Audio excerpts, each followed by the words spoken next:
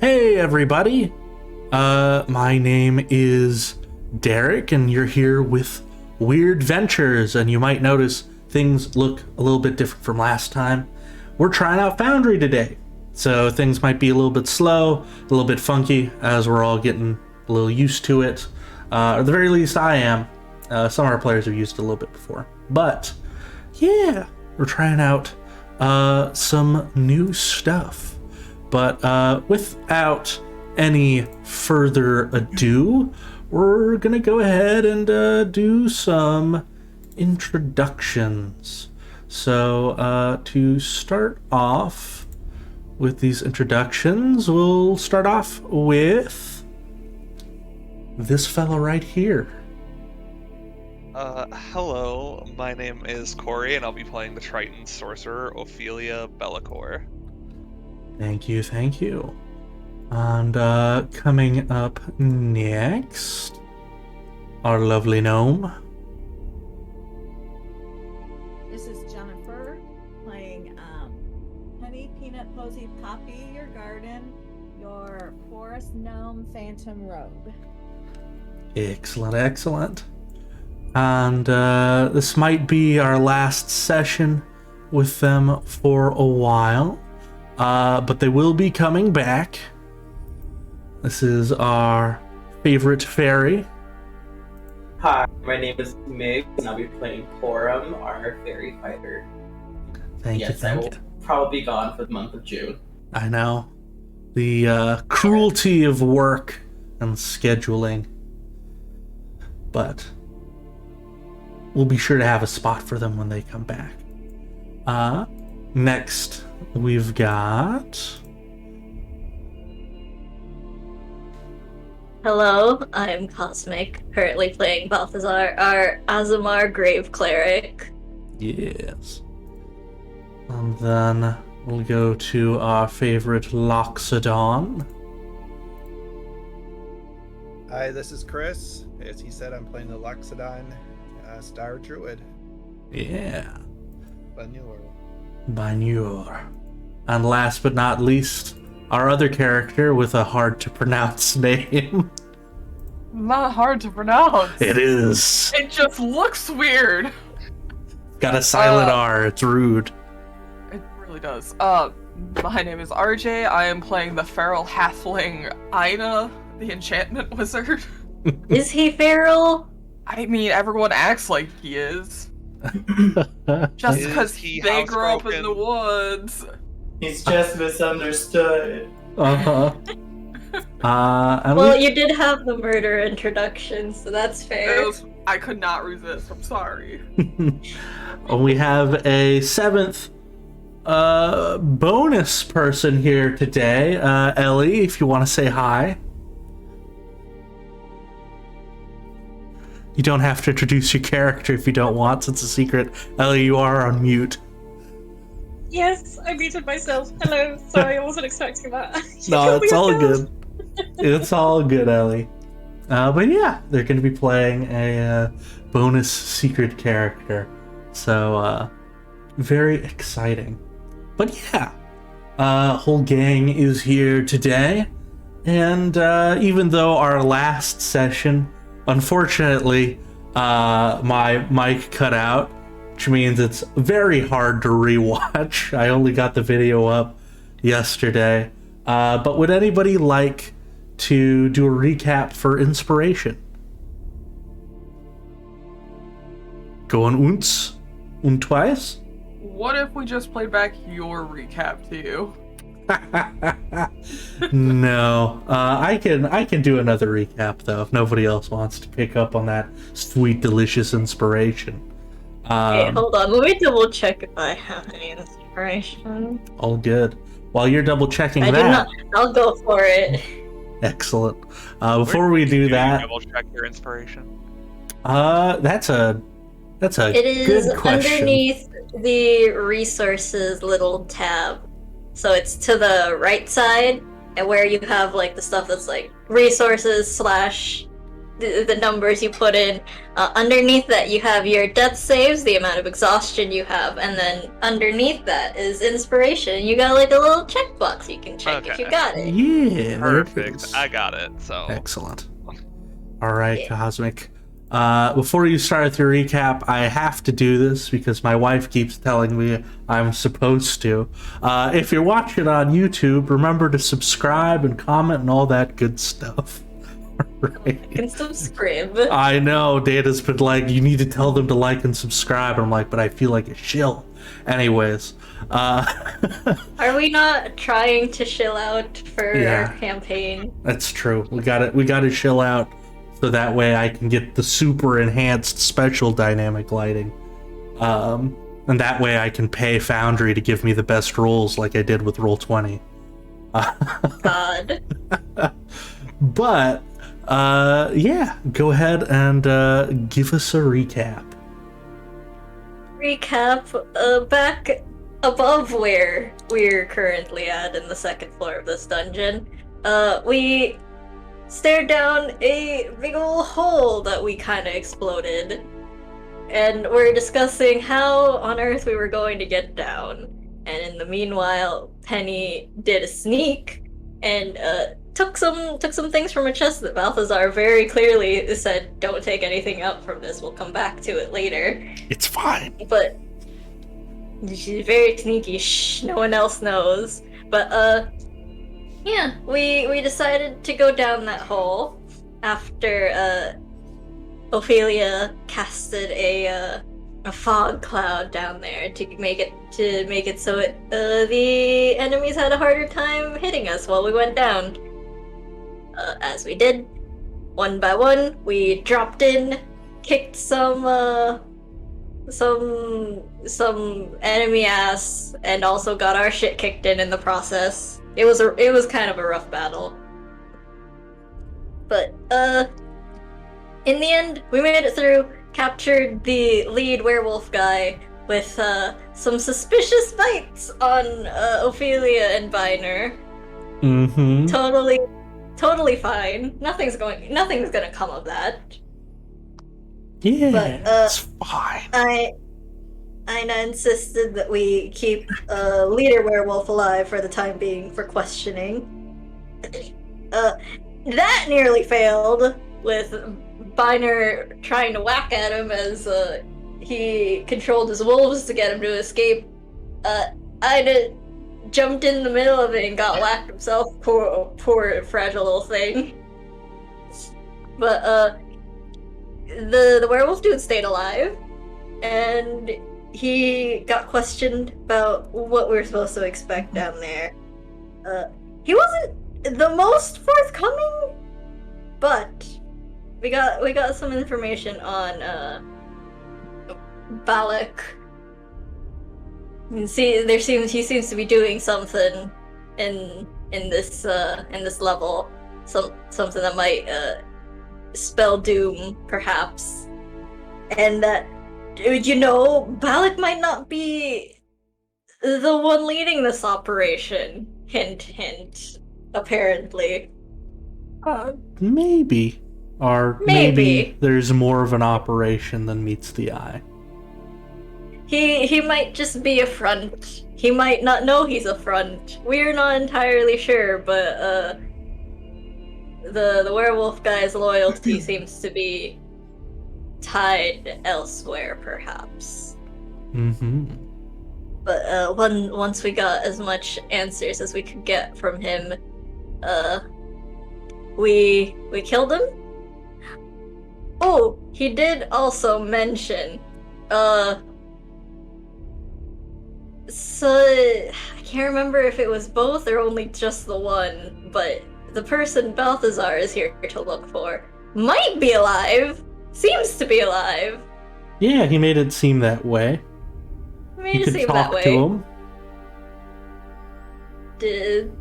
I personally have some distrust about that, but he seems truthful, and yeah. So after giving him a swift death, it took a little bit of a break, a pause, if you will, to mend ourselves and like deal with some scratches and wounds on each other before we continued exploring. And afterwards, we came to the decision that we continue going down southward. That And, we did. We left off there. Yeah. So I'll go ahead and set the scene for y'all a little bit. As you're taking your rest, you do get a chance to look around.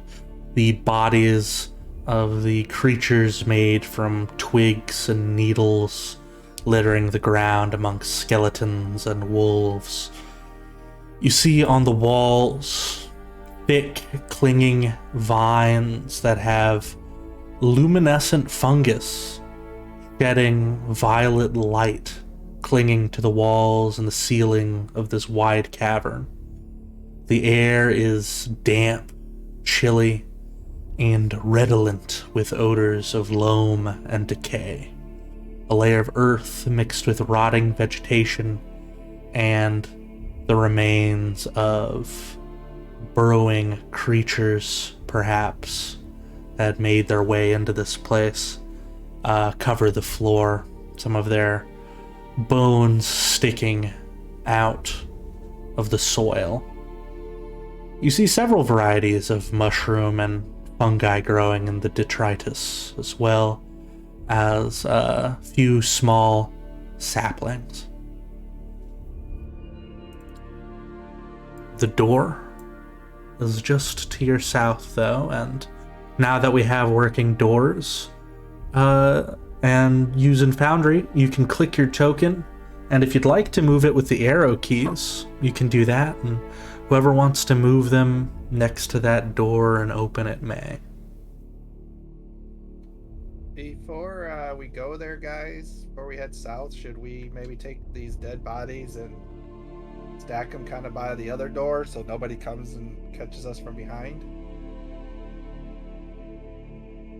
Did Porum... I'm pretty sure in the last session, while Balthazar was helping Ophelia, like, mend wounds, Porum said he was going to handle the bodies. Mm-hmm. Okay, then yeah, I will go ahead and get rid of those, as there is dirt that you can actually bury them in here, so I'm imagining that's what Porum did, unless... Mm-hmm. Okay. Yeah, I will get rid of the bodies. It's a lot of effort. Yeah. So it's a lot of bodies. It's a few, that's for sure. Oh, before some of the wolves are buried, can I crack some of their teeth out? Yeah, you can roll me a survival to see how well you can manage that. Take out their fangs. I wanted them. I don't know how else to put it, I just wanted them. I thought they'd be neat. Yeah, with a 15, I'd say you're able to pull out a good 3 or so, like, nice wolf fangs that don't have cracks or anything. Excellent. These will come in handy later. Just you watch. I believe it. I'm sure they will make pretty jewelry. Just you watch. So, Derek, you said that there's mushrooms growing. Yes. Can I tell if they are edible or like, can I pick some or? Yeah. Roll me your choice of a nature or a survival.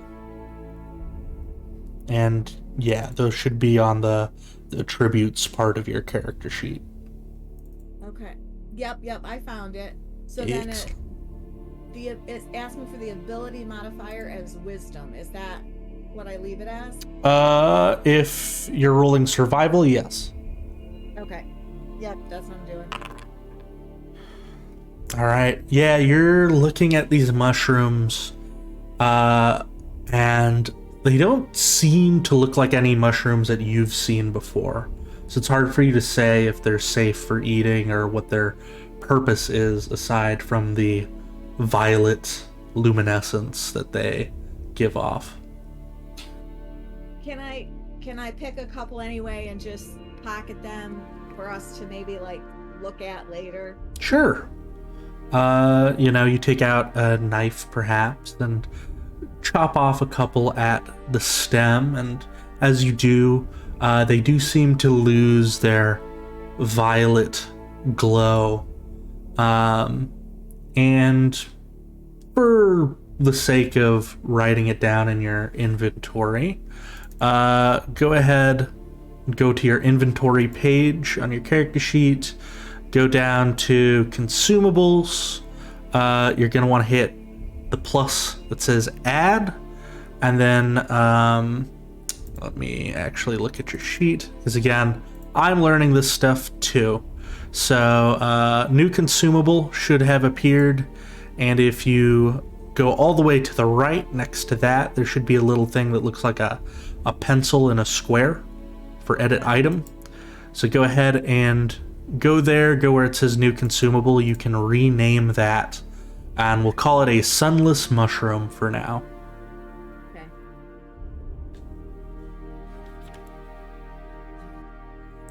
And yeah, there are a lot of them, so you could really pretty much have as many of them as you want that you think is reasonable to carry. Okay. I'll just take like, all right, like 5 or 6 of them. Sounds good.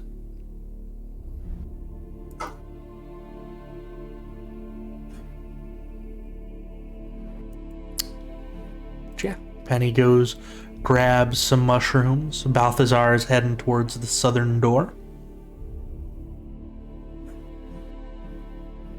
Before he opens it, can he hear anything on the other side? Yeah, roll me a perception. Perception. Yes. Like- Normal. Oh, not bad. Right? 16. Now let me take a peek at Balthazar's sheet for a second. Where does it tell me language proficiencies? It should be underneath where everything else is. Yeah. Oh yeah, my languages. Hold on. Okay. I need to pull up his Roll20 sheet because I don't have it memorized. For sure he knows Common and he knows Celestial. I think also. Did I give him Elvish? I feel like I did. I feel like he knows at least 3. It is so strange that I'm seeing everything else aside from languages on this first sheet. It is in underneath where it just didn't besides the copy over sentences. for some reason. Okay, I'll fix that for the future. Sorry.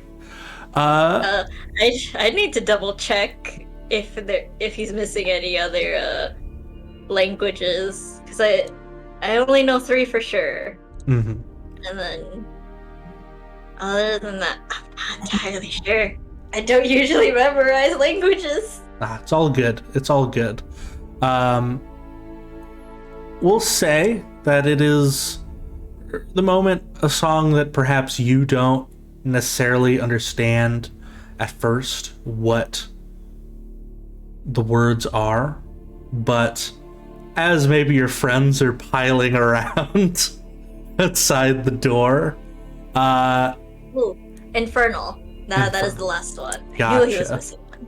yeah, as your friends sort of get closer to the door as well, would you kind of indicate to them that you're hearing some kind of singing from the other side?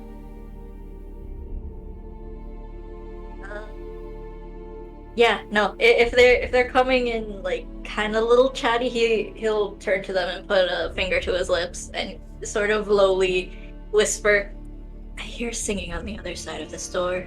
I'm not entirely sure what they are singing." And he sort of leans in a little closer. Yeah. It's a little hard to make out too much because it seems to be coming from a ways away.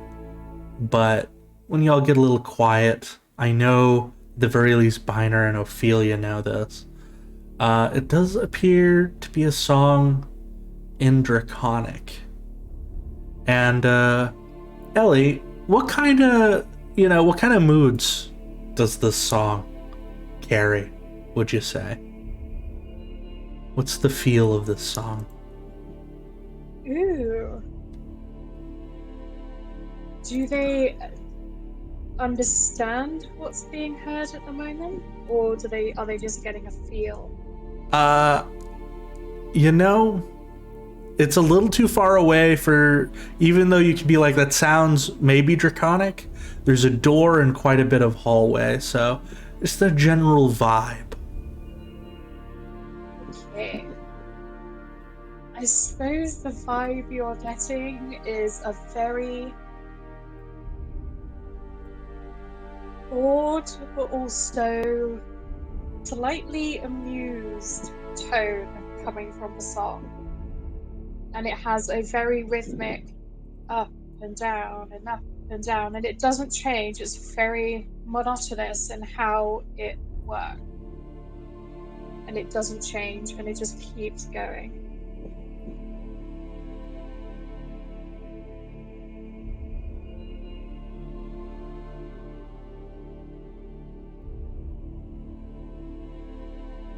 Balthazar kind of looks to the rest of the group, just kind of like he pushes the veil aside and just gives like a what should we do sort of expression. Shall we risk it? Open the door? Well, if we don't, we're gonna be standing in this room all night. Fair enough. We'll keep on our guard then. He slowly opens it. Something? Should I ready my quarterstaff?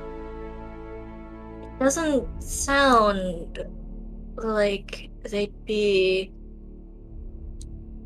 immediately hostile, but I think just to keep wary at the very least. Yeah. So you crack this door open, and as you do, you peer down this hallway that seems quite dark at first, your ASMR eyes sort of adjusting to it before Biner steps in, green ever-burning torch in their trunk and lighting the way. As this hallway sort of extends down, and it ends in something a little bit strange. Seems like there's some sort of rift that opens up at the end of the hallway, debris strewn on the floor, stones where the tiles have cracked. You see vines growing along the walls, though the fungus doesn't seem to be growing here to illuminate it. Sort of twisting along this corridor. And yeah, the end of this hall, something about it looks strange, to say the least.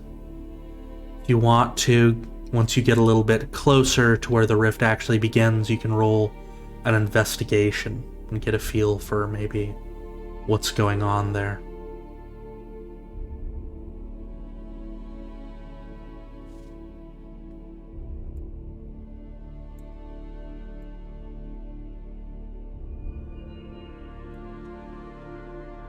And as you keep moving down, you hear that song singing. And Biner, you're maybe able to make out a couple of the lyrics coming on through. Ellie, what would these lyrics be about, would you say? Or, if you want to sing for us, you can, but I'm not going to put you on the spot like that. Well, I do apologise for everyone's ears. I'm no Pavarotti. But as you get closer, you start to hear 5,600 coins on the floor, 5,600 coins. And it just keeps going and going. And whoever they are, they seem to be counting up instead of the usual down for the song. Mm-hmm. This draconic song sort of wafting through the halls.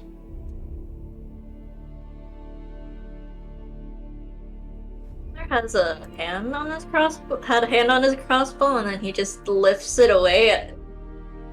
He keeps it there. He doesn't understand, but he steps closer, looks to Viner. It's just like, does anyone else remember if there were more people who came to the Citadel? The kobolds said they only saw your people that you're looking for, and I only know of Balak's people, but perhaps somebody got here between the kobolds and that? Urki would speak up and say, they don't sound like anybody that's part of my party. It's possible that someone showed up after Urki and before us. That is entirely possible. It sounds like it's only one person, though. Can he tell which direction that singing is coming from? Yes, it is coming from this direction. So a little further down, and in fact, now that y'all are at that point, and you can see further down, it seems like it's coming from further down this hall here. In fact, looking down there, you can see just the faintest light, sort of a very faint orangish glow coming from right down here, which is where the singing seems to be coming from. Balthazar is slowly, stepping closer towards it. He looks to Binur, and is it obvious that he seems to understand what they're singing? Because I'm pretty sure at this point, Balthazar knows Binur and Ophelia know Draconic, but I think it's only been written Draconic that they've been demonstrating. Yeah, I can speak it, right? So I can understand it. So would I know the song? Yeah, you'd be understanding the song, it's just a little ditty. It doesn't have, historical importance. It just kind of sounds like somebody may be bored counting. Might have heard in a bar or something, or an inn or something. Yeah, maybe.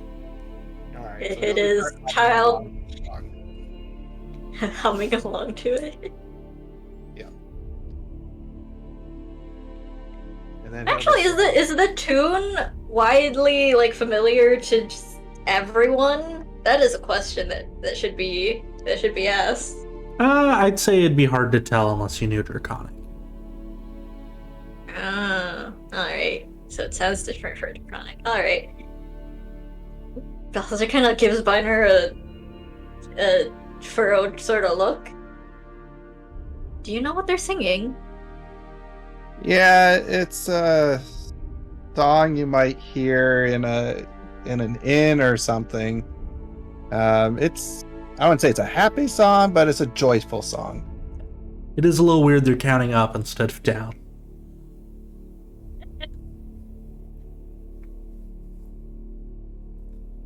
Should we head towards it? Well, they're probably friendly. I mean, hopefully friendly. We won't know until we see.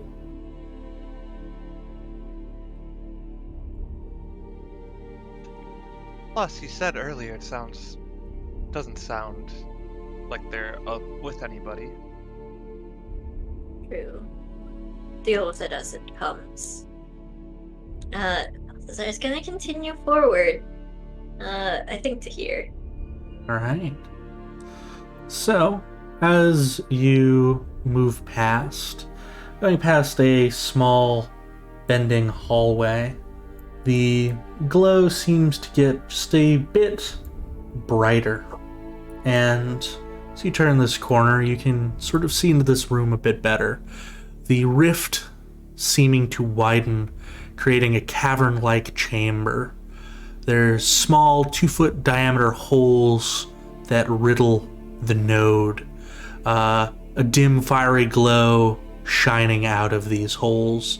Different intervals for puffs of steam shoot out every once in a while. In the center of the room, there is what appears to be a large pile of treasure with an iron spike in the middle of it and a chain that goes off into one corner. Attached to, well, Ellie, would you like to describe what it is that they see? I think hearing people come sort of to the opening of the room, you would see a small, lightish blue third baby dragon face pop out from the pile of gold, and they are just behind with bright glowing orange eyes, just staring. I will go ahead and share the image of this little baby dragon, and I'll make sure everyone on stream can see it too. Give me just a moment. There it is. Yeah, you see it sort of peering out of the gold at you, and it's around this time that you might notice amongst the treasure there are 2 halves of an eggshell.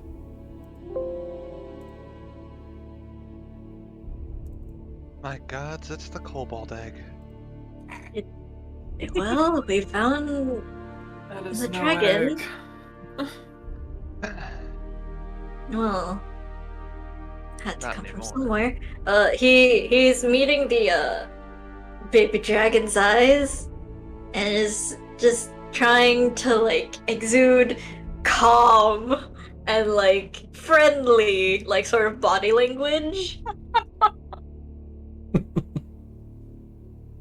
Before he realizes he's partially hidden, so he pins away the veil so the baby dragon can better see. Yeah, the baby sort of climbs up further on the pile of gold, and you can see that they're not really scaly, they're bird, which isn't typical for most dragons. And they sort of lay down on the top. You can see like a thick collar around their neck as they just sort of look at you. Puffs of steam coming out of their nose as you hear them mumble. 1,752 coins on my floor. 1,752 coins.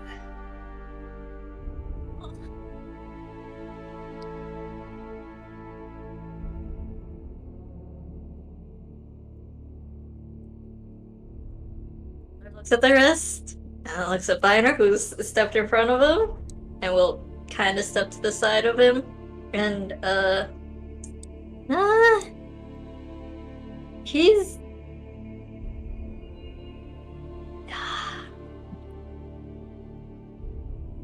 just gonna not quietly, but he's gonna call out, hello there, we don't mean any harm.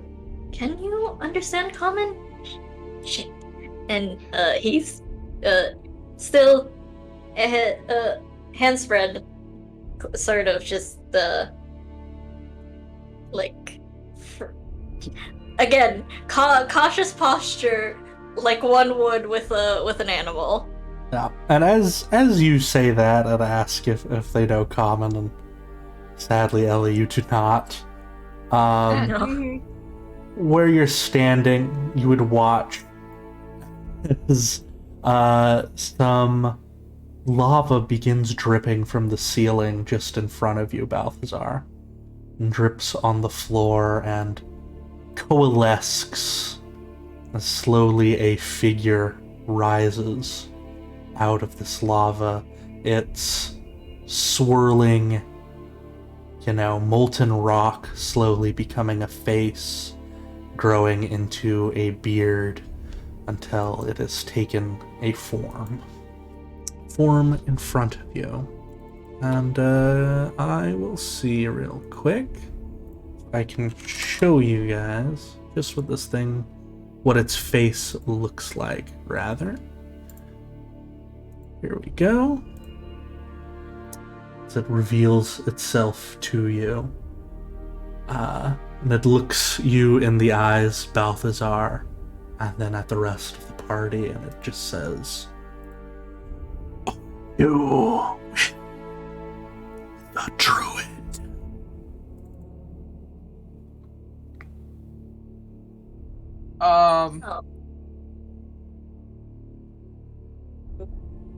Sorry, RJ, go ahead.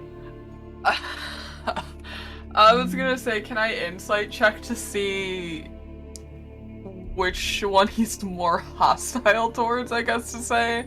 You sure? Yeah. You can roll an insight.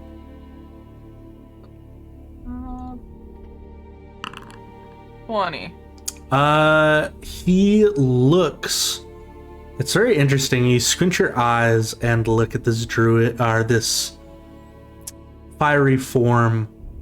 Aside from the fact that it appears to be made from magma, its face looks a lot like what Balak was described to you as looking like. And you get the feeling that maybe, you know, saying you're on Balak's side might be a good way if avoiding conflict is your goal here.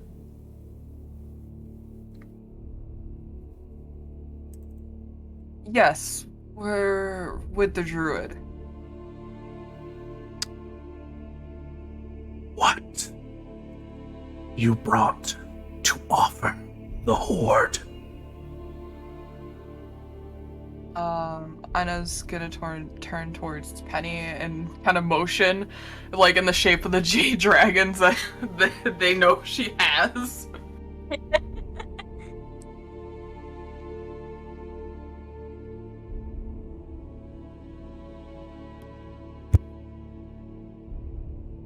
It turns its gaze to Penny.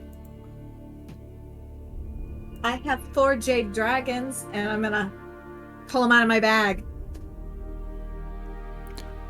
A suitable offering.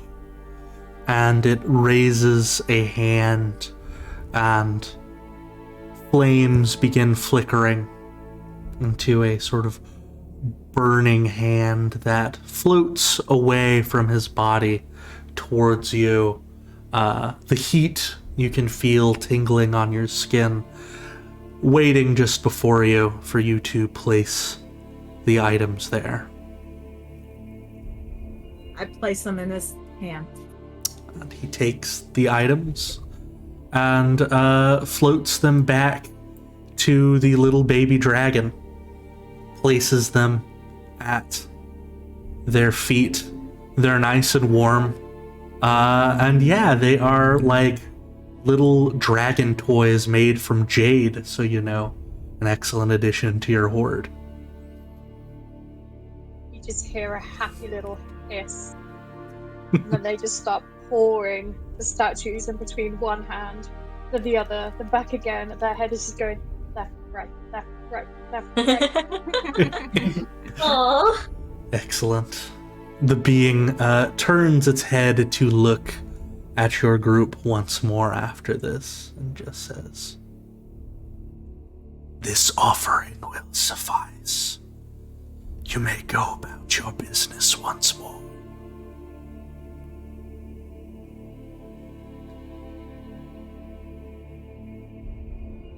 I was just gonna let out just a just very quiet, like, oh god, that worked.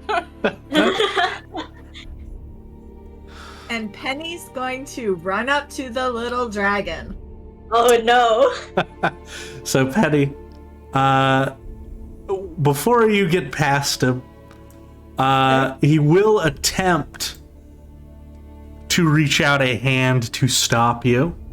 Though I will let you, if you'd like to do an acrobatics to get past him when he tries, you may. Yep. Okay. Roll me an acrobatics.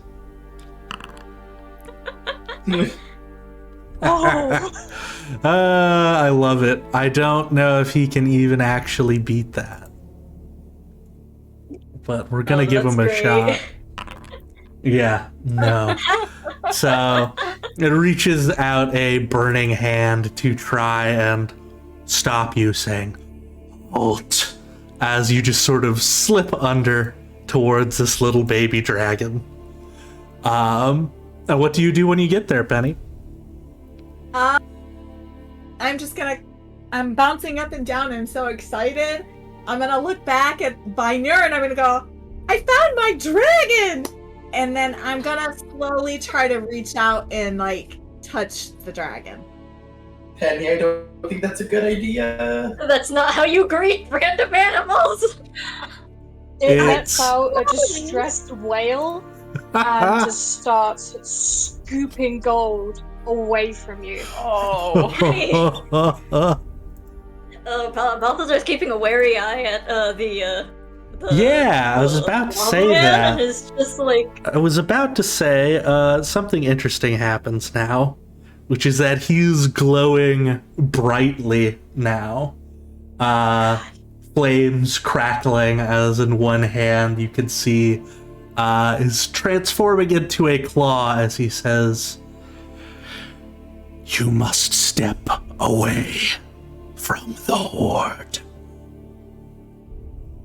To Penny.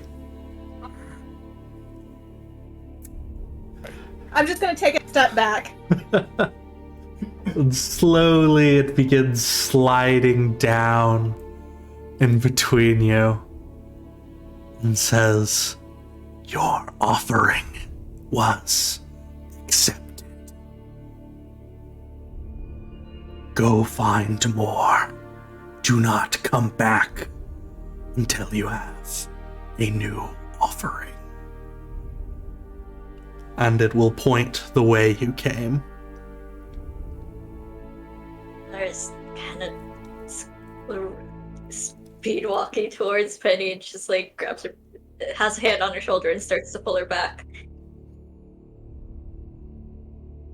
But I really want my dragon. Oh no. Penny, Oh no! yours is its own being, and that was dangerous. But you guys promised me a dragon. No And one that's promised you a dragon, Penny. Yes, Binur promised me a dragon. Rainier I has clogged his shoulders. unrealistic And like, well, I wasn't expectations. expecting that. Balthazar kind of looks over his shoulder and glares at Binur. Well, if you wouldn't have broke her whistle, I wouldn't have had to promise a dragon to her. You could have promised her numerous things. Like I would have expected a dragon in here. Why would you even suggest a dragon? Because I figured the chance of finding a baby dragon was as best a chance of me completing the star map tomorrow. Almost impossible. We both knew they had an egg down here, Binur. I didn't think it'd be hatched yet. What do you think happens They're to eggs? fighting. Well, they could be eaten. They could still be, waiting to be hatched. Well, let's Peace have in this the conversation elsewhere if we can. And he's guiding Penny away, like firm hand on her shoulder. Penny, no.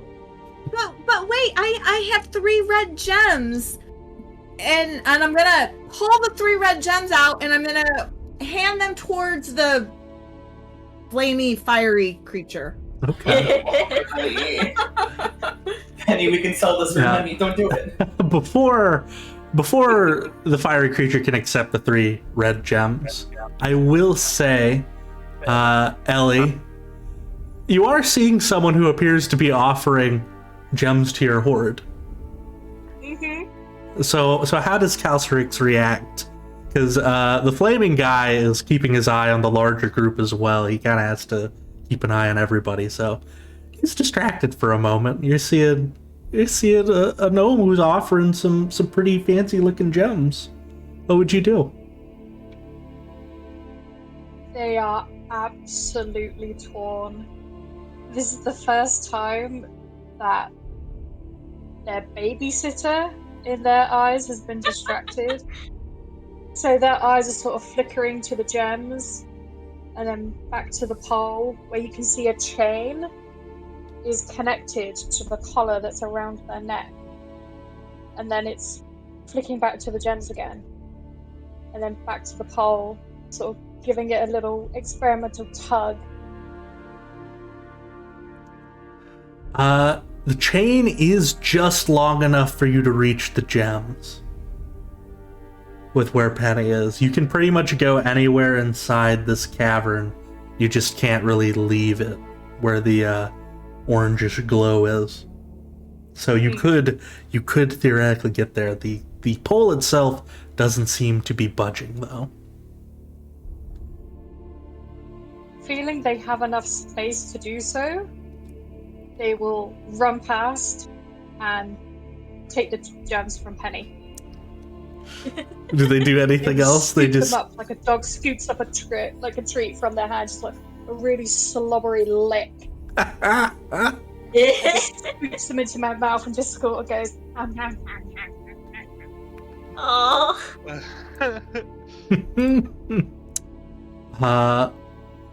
Yeah, it's around this time that... Actually, before that, Penny, how'd you react to the big slobbery kiss / taking the gems?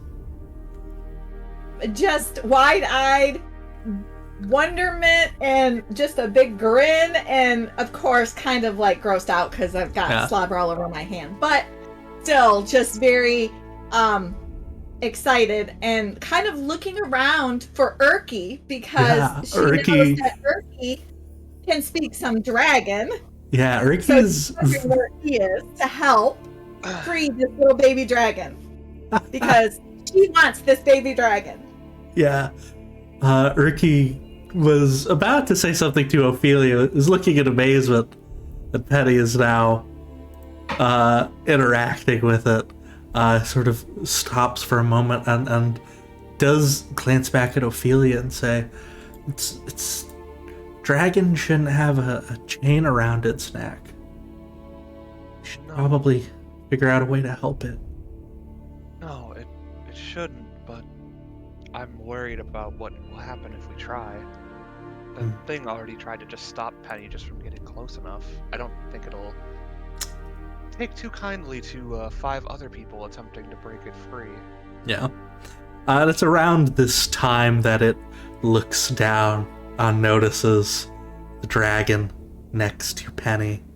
It says, "Your second offering is also accepted, though you must stay away from the hoard." And it snaps its fingers and it snaps its fingers, and you would watch as the chain around Calcerix's neck slowly gets shorter. And it's not a sharp yank, but Calcerix, you are getting pulled away from where Penny is, back towards the center, which is right around here. I know it's probably like a long shot, but can I see from where I am, is there is the collar locked around her neck like standard, or is it how could I see where the mechanism is that's dragging Calcerix back? Yeah, roll an Arcana for me. Cool. As they're being I can do it, I believe. Calcerix Hey, look at that. blows hot steam into the magma's face as if to say, "Fuck you." He seems completely unfazed, being a very diligent babysitter, glancing back at the party. Now, with the 19 Ophelia, you can tell the collar, the chain, and the spike, there is some magic to them, because there's nothing about the chain indicating that it should be capable of shortening itself like that. It's as if, the chain itself is just getting smaller magically, disappearing into the iron spike in the center of the room, until Calcerix is sort of locked in place. next to it on a much shorter leash, so to speak. I'll give note of what I saw to Urki and to Banur. Because I'll just tap his shoulder and just be like, Banur, there's seems to be some magic involved with the chain that the dragon is attached to. Should we try to dispel it somehow? I just don't know of a good way to do it when we're without necessarily provoking the wrath of this magma creature.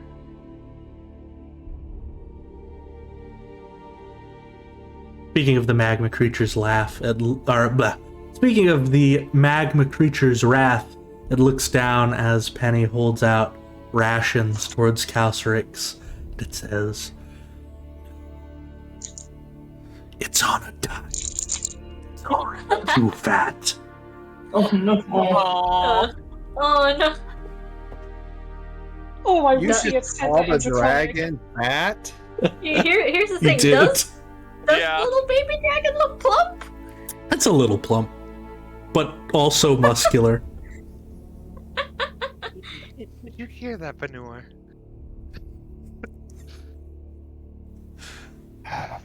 Fucking Well, right, what do we rude. do, Ophelia? I mean, we're gonna have a hard time pulling Penny out, and I don't know if we want to keep a dragon here locked up. No one should be ever chained. I can agree to that. Anyway. Well, for one, I don't want to be bunched up right here if we start fighting. That's fine. You'll be okay. Hey, fire guardian dude. As you know, The Watcher. the Watcher. Sorry. As you know, we are with the druid, and I myself is the druid. And he sent us here to take the dragon for a walk to get some exercise because it's fat. As you said. So we need to take him for a walk and bring him back to you in a little bit. It glances at you. Can I back up and just be like, as a doctor for the druid, exercise is very important for a young dragon, especially if you're concerned about its weight at this stage. Yeah, it looks at the two of you. And back at the dragon. Go ahead and one of you can roll me a deception at advantage if you like. Go ahead, Ophelia. Oh boy. Probably best that you do it. You're a sorcerer. No, it is. I was just like, Alright. I think that was only one roll, so if you want to roll once more. oh shoot, I didn't even think about advantage. Yeah. Yeah. There we Okay. go. 16. Alright. Let's see here. 12. Oh hell yeah, let's Yeah. go! Hell yeah. Says- Yeah.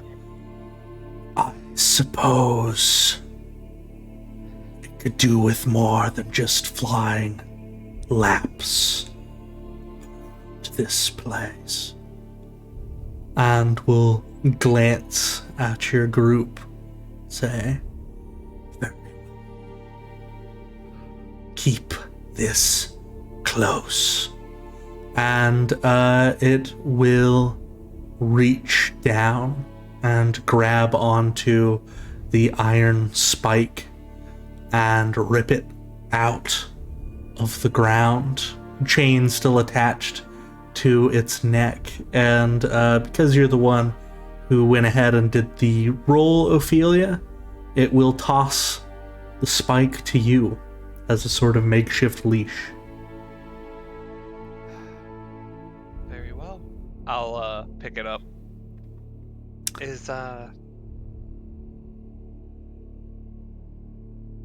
You know what, never mind, we'll figure it out. Thank you.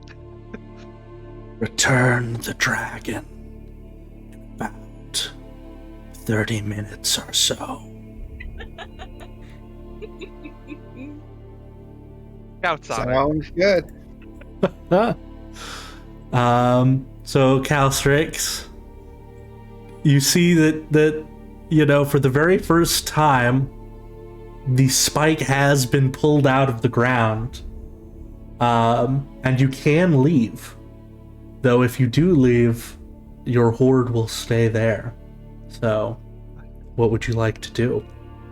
There's the nice person who gave you things for your hoard, though, that you could go with now. They're looking very unsure. This has never happened in their lifetime, and they don't know if this is a good thing or a bad thing. How They are old is this very baby girl? reluctant.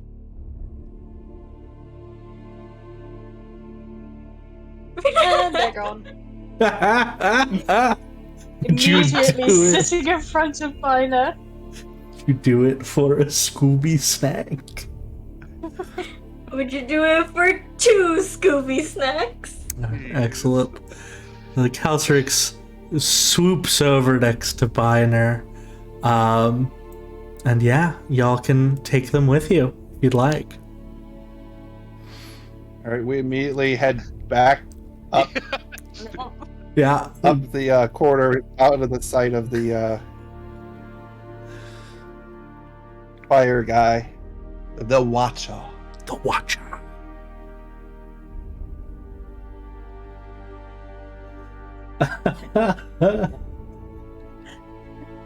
Which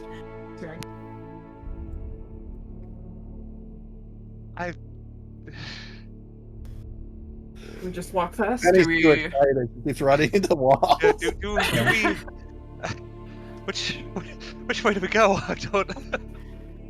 Well, I think as soon as we get to this point, you said there was magic. Do you think Penny could maybe still pick it and pick the collar off of our new friend here? Yeah, so Ophelia, with that 19-year-old earlier, now that you're up closer, you can get a better sight of what this is exactly. And it does look like it could be picked open, potentially. The magic judging- seems mostly...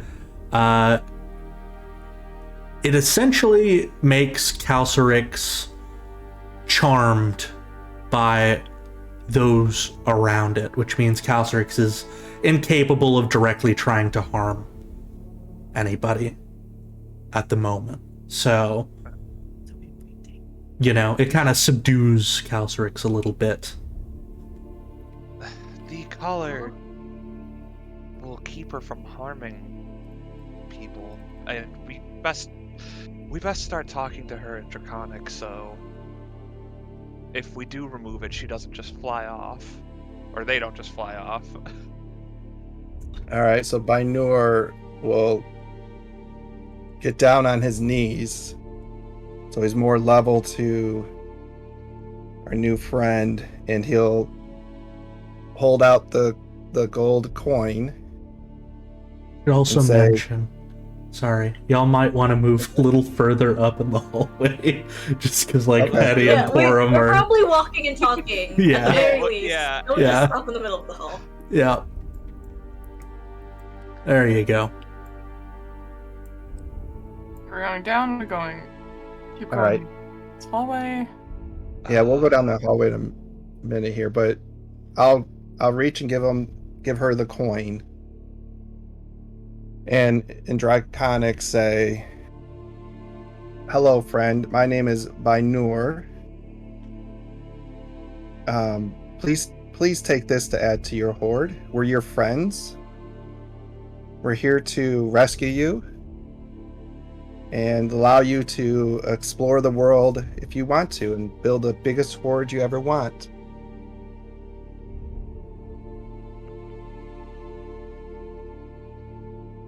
Would you One like has to never come been with us? spoken to. You speak one's language? Draconic. That's what I spoke.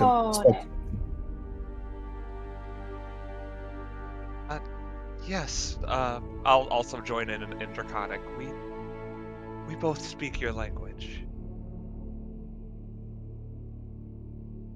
Fascinating. You are not like the others who come through here. What are the others like?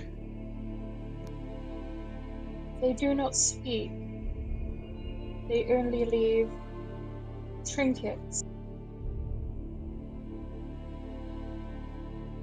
What were the trinkets just for you, or were they just? Well, of course. It's my hoard. Who else would it be for? Fair enough. Ricky will give Penny a couple of pokes. Just say, like, if you want to talk to it, I can tell you what to say in Draconic. And basically what this will be is Urki will feed you lines so you can talk to Calcerix. It's just going to be like in choppy, like, you know, I took my first Spanish class language. Okay, I'll I'll do chat up a that. baby dragon and make friends. Okay, so what does Urki tell me to say? Oh, I'm basically feel free to just talk as you would. Yeah, if you want to make it, you know, if you want to make it like add in your own little misunderstandings as you're trying to understand Urki's instructions, feel free, but basically he's helping you out because he knows how much you want. See. Yeah. Okay, so I'm gonna look and I don't remember, did the baby dragon tell us its name? Not yet? No. So I'm gonna ask it, what's your name? Will you be my friend?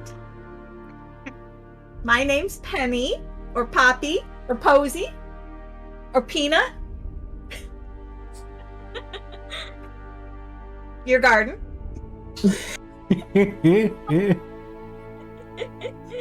I'll find you more treasures. I like treasures and shiny things too. Do you want me to take the collar off of you? Penny, maybe one question at a time. It might be overwhelming. It's just blinking at you, and its head just sort of tilts to the side and goes, huh? Ricky gives you 2 thumbs up.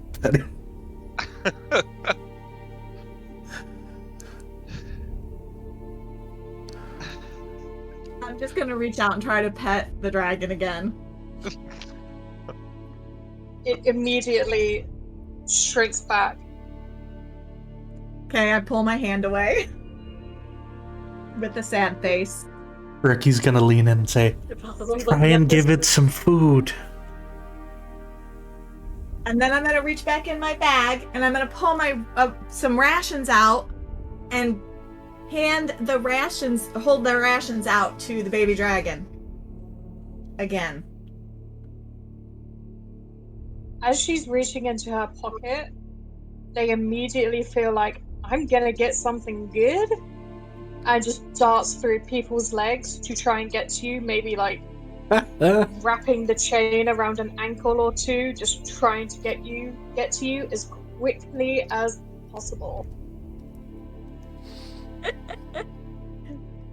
And I'm gonna hold the rations down by the baby dragon. I don't know that I'm much taller than the baby dragon. So fun fact, the baby dragon is actually bigger than you are, because it's a medium creature and you're a small creature. Oh my god! I'm gonna look up at the baby dragon. I'm gonna hold my hand up to the baby dragon. Just with the rations out and just kind of stand there with a smile. You feel some hot breath going across your face as it's sort of inspecting what's in your hand. And it looks a little confused and a little displeased, as if to say, this isn't shining, this isn't metal. and then immediately takes it into their mouth and starts chewing. Pretty tasty. And then I'm also going to pull a gold piece out of my pocket and hold it up in my hand for the baby to see. It swipes it immediately and adds it into a little pocket they seem to have made inside of their cheek and add it next to the other coin they got earlier. Hamster dragon!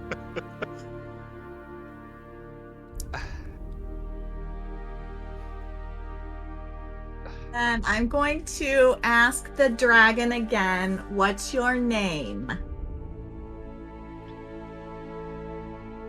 Why am I lame? Me, Penny, you. Are the two people who can also speak Draconic just Yeah, observing this baffling conversation? absolutely. Yeah, I knew her chuckling to himself. And then I'm gonna, me, Penny, I'm gonna point at Bynur and I'm gonna say, Bynur, and I'm gonna point at the baby dragon. Who are you?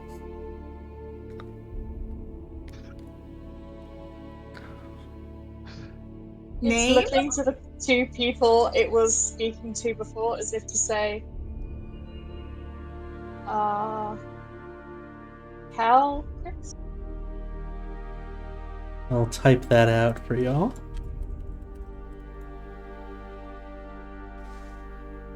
Thank you, Ergy. Thank you, Erky. Yeah. Urky will say to the party, his name's Calcrix. It's very nice to meet you, Calcrix. My name is Ophelia. Ophelia? Yes, the one who was trying to talk to you earlier. Her name is Penny, and she's been very excited to meet a dragon. That is their name. I thought they were asking for coin. No, not well. Maybe Penny, but no. They were trying to ask you your name and give you theirs. They also asked if you would be friends. There's a couple other questions, but those were What's the a big friend? Oh. Biner, I'll let you handle this question. Well, at least this question's a little better than the other game when I had to explain something. But No. so a friend, little one, is somebody that you like to go places with, or have meals with, or just talk or play with. Penny would love to play with you and throw sticks or coins and see if you can catch some, things like that. She would love to do things like that with you. A friend is someone that helps the other person in need. Does that make sense to you? Like Watcher? Who No. sits and stops? No. Watcher is a guardian, somebody who doesn't let you do things. They Oh boy. Here They- we go. make you stay in a room and don't let you see everything. They can be nice, but sometimes they can be mean too. But friends are not mean. This dragon authority complex.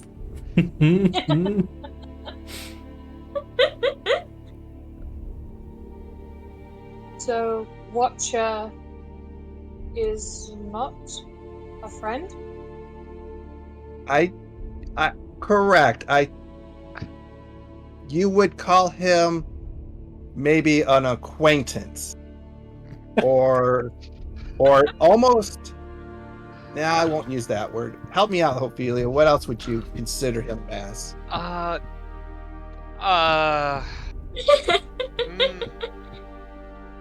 captor, Urki will say. Yes, There we go, yes. a captor. They were keeping you confined to a room. Oh, that's where all dragons live, yes? It's funny. It's funny when you say that, though, Ophelia. But it's funny when you say that, though, Calstrix, because when you look at Ophelia, there's something like connecting in your little brain circuits. You're not sure why, but you feel like Ophelia is a dragon, and they're outside.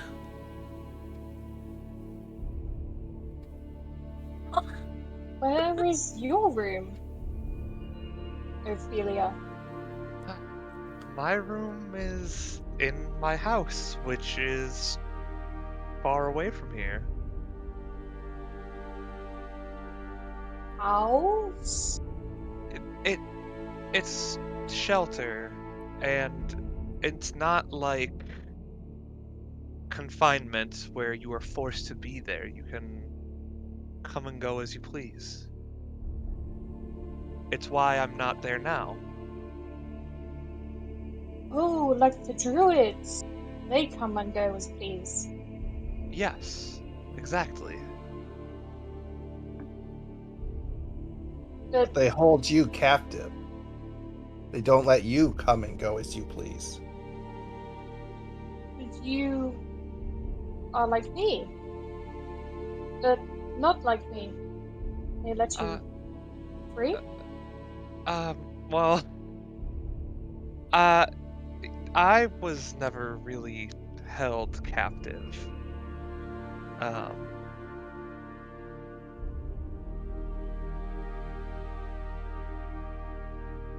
Fascinating. You just see their eyes just go into, like, dinner plates.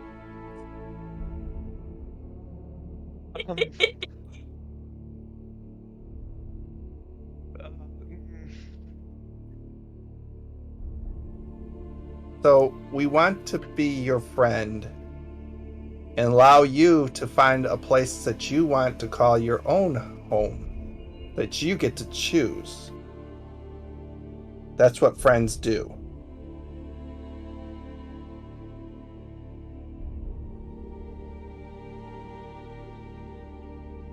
We'd be willing to take off your collar. They give it like a really strong itch, Oh. and they just sort of look at you and say, "It can be removed." Yes, I believe Penny is actually the one who is most qualified to remove it. Ooh, the tiny one. Yes, the tiny one.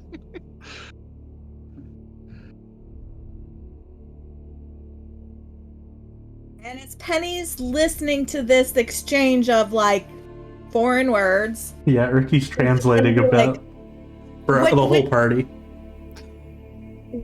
What are we doing? Am I supposed to take the collar off or try or what? We should make sure that they're comfortable first. Ricky will say, would you be... Perhaps we do this further away from where they were being held. Let's go down this way. And he's just gonna... That way? Or this way. Okay. Well, Because we're gonna keep exploring. He's just gonna guide everyone through. Ah, yes, the tank leads the front of the party. yeah. I'm going line, people. Let's move. So it's interesting as y'all go down this hallway. That rift It's almost as if, it went straight through the center of the hall when y'all first, left the dirt-covered room and carried the hallway, stay a little bit to the side. Something shaking the place up, sort of causing it to shift and drift a bit to the side, leaving that massive rift that y'all just passed. But, Migs, when you get down there, you see something a little interesting. You see a massive door with pictures of great dragons sort of entwined with one another as if in some kind of great battle. And the vines that trail along the walls seem to be grown into the hinges of this door, almost sealing it shut.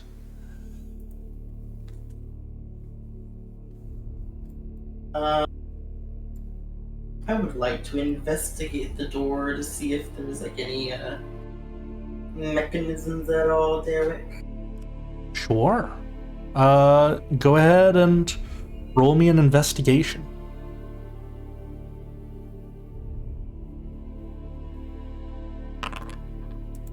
The 12. You can definitely tell it'll be a little bit of a struggle to open, as long as these vines are, in the gaps. It'll take a bit of strength too.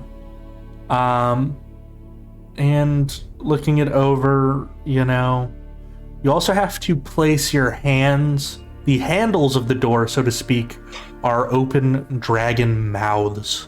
So you kind of have to put your hand in the mouth and use that as the door to push it open, if that is what you want to do. So that's what you get with a 12. How high are the door handles from? They're sized for a medium creature, so Okay. it's a double door, but an average door basically. Okay.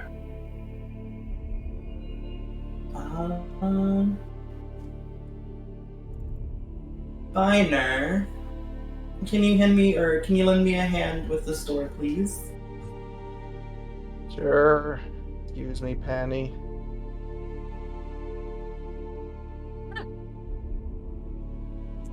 All right. So the two of you are working together. One of you can roll athletics with advantage, or you can both roll your own athletics rolls to see if you can push through the vines and get it to open up. Go ahead. Roll with advantage. Let it.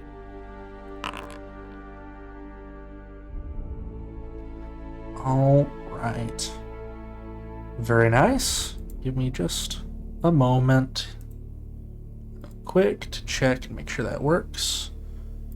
All right. So the door is unlocked now.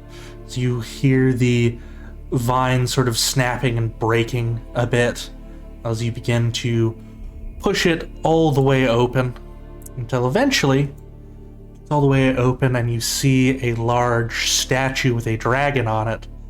Though as the doors swing open entirely, its eyes light up and its mouth opens. And I'm going to need a dexterity saving throw from Biner and Porum, as flames shoot from its mouth towards you. We just click on dexterity. So yeah, if you look at your character sheet, give me just a moment. You look at your character sheet, you should be able to click on dexterity, and then I'll ask you if you want to do a normal roll or a saving throw. Oh, okay. All right. So Biner, you only take 2 points of fire damage. Porum, you will take 5 points of fire damage as this little flamethrower shoots out, and it kind of, you get the feeling at one point it was probably more intense as it sort of sputters and coughs, and there's little, and then it kind of dies down, and as it slowly dies down, the eyes flicker out till it's no more. There's just little cinders marking where y'all are standing. Well, are we gonna try to get the collar off before we enter this room? As he's patting himself from the flames. Yeah. Speaking of which, you can see inside a little bit better now. Scorch mark coming from this dragon's open mouth to where y'all are. Faded mosaic tiles decorate parts of the wall, but most have fallen to the dust-covered floor and shattered. Situated at the center of this chamber stands a slim pedestal of rusted iron shaped like an upright dragon. And in the dragon's claws, there seems to be some kind of tray, perhaps, that has a board on it with a couple of small pieces.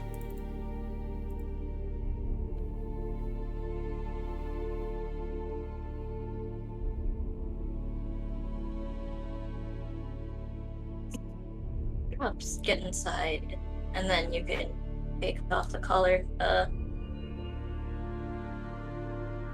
Yeah.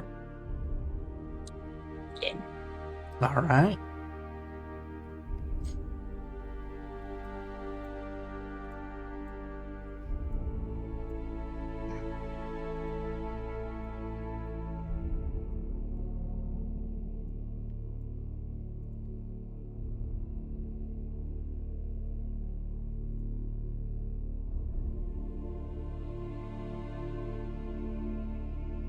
So, Penny?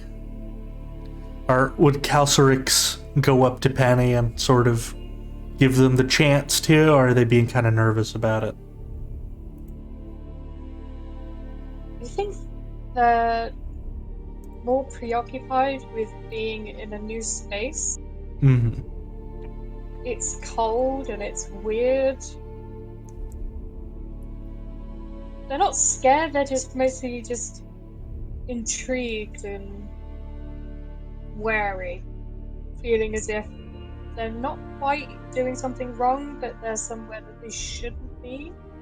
Mm-hmm. There is something about the statue I should also mention, Calcerix, when you look at it, that it puts a strange feeling into you. You feel a connection with it that's a little hard to explain.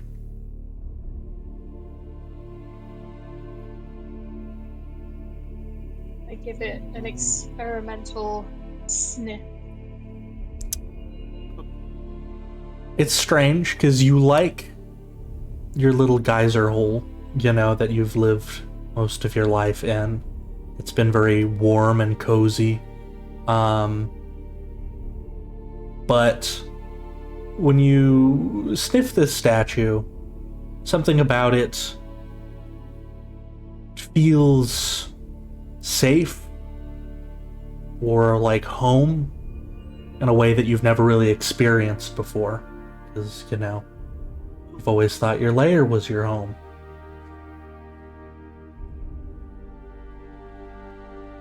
Do they look like objects? They sure do. Only a lot, you know, more imposing than the little chubby baby.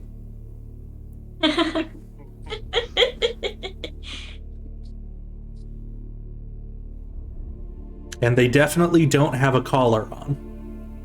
They look fierce and free and, you know, powerful, considering they just hurt two of your friends a little bit. Oh god, I'm not even sure if Calcrix would really understand the meaning of this, but are they in motion as if they've been frozen in place, or does it look sculpted? It does look sculpted from iron.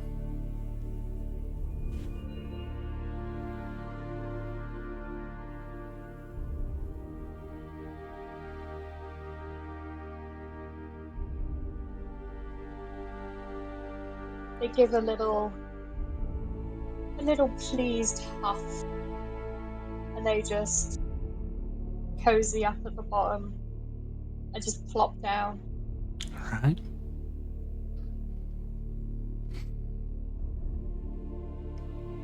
Ricky will give Penny a little nudge and look at the statue and just say, you think that's, do you think that's their dad? I don't know. Maybe. They look like they like it. They're curled up on the floor. The baby looks comfortable. Do you think I can take the collar off now? You think the baby's still scared? You look pretty cozy. I think this is probably a good chance for you to try. Okay. Then I'm gonna walk up slowly to the baby, and I'm going to try to reach up and get the collar off. All right. You want me to do thieves' tools? Yeah, give us a thieves' tools. Oops, sorry. All Hold good. on. I think you could also hit where it says use thieves' tools, and that should work. Yeah. Sorry. No, it's all good. Did it do it? No. So if you look, Does your thieves' tools have like a little button after the description? Because it should. No, because what I was gonna say is if you look in the chat box where it appeared, there's a little button near the bottom that says use thieves' tools, and that might do it. Okay. There we go. 13. So luckily. So yeah, is I should say while Penny is doing this, Calstrix, are you paying Penny any mind? Or are you just looking up at the statue? Straight up, just staring at the statue, Okay. not even realizing that they're making little noises in the back of their throat. Almost like the way a tiger sounds when they're chuffing. It's making the same sort of noise as if somewhat expecting them to reply. Oh. Sadly, it doesn't seem to be moving or interacting as you do, but Penny, while you're doing this, it is taking you a little bit longer than you would have liked. It seems to be stubborn, but luckily you're also very stubborn. This is the perfect time if you'd like to do a pet. I am. I was just gonna say, while I'm trying to unlock it, I'm gonna just kind of pet gently the baby dragon, give it a couple little pats, tell it how pretty it is and how sweet it is. And I love you, dragon. You're gonna be best friends. Here's a question: is Penny pulling full-on baby voice while petting the dragon? Yes, I am. Yes, I am. Good. Amazing. I love it. You've never been pet before, Calstrick, so what is the reaction to that? I think at first they don't really realize until they start hearing the baby voice and they sort of start coming out of their stupor and they're sort of thinking, I'm assuming they're speaking in common? Yes. Mm-hmm. Yeah, they don't really understand what's being said. They can just tell that their voice is higher. And they sort of tense up at the touching. And then they realize it doesn't hurt. I'm not being attacked or punished, and it feels good. And then they just sort of lean back, as if sort of saying, more.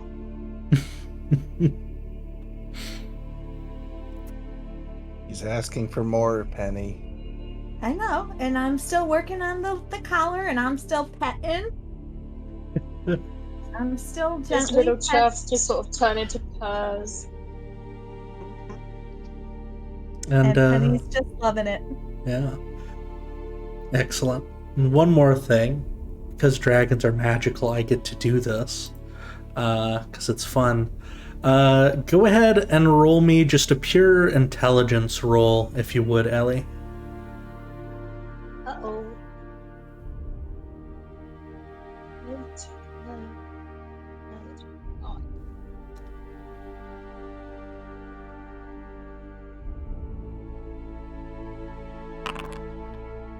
Nope, that's okay. Oh dear. Yeah, you're doing. You're enjoying yourself, and this is nice. Penny found the secret spot. Yeah, Too good. exactly. And yeah, you almost find yourself like drifting off from how nice this feels.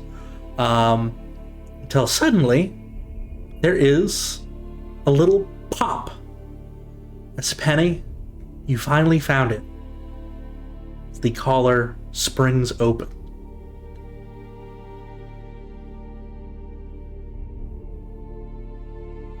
I did it, guys. I got it off. Good job. And I'm gonna let Peanut. it fall, make sure it falls to the ground. Now what should we do, guys? I want to inspect the statue a little bit more. Absolutely. So yeah. So you go up to it. There is a tray being held in this thing's hands, and as you look at it a bit closer, it looks a little familiar. Not as complex as what Ophelia was playing upstairs, but there does appear to be some kind of chessboard here. Oh boy. Yeah, Boy. being held in this dragon's hands.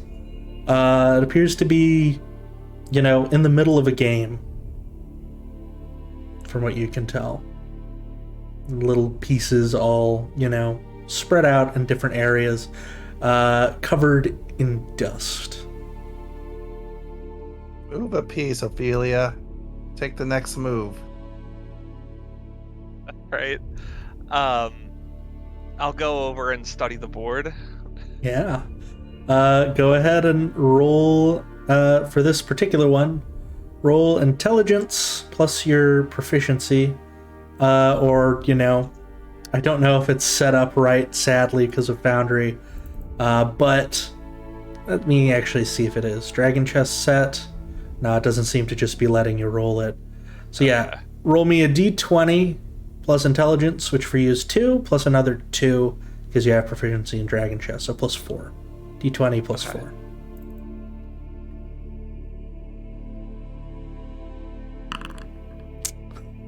Wait, no, wow.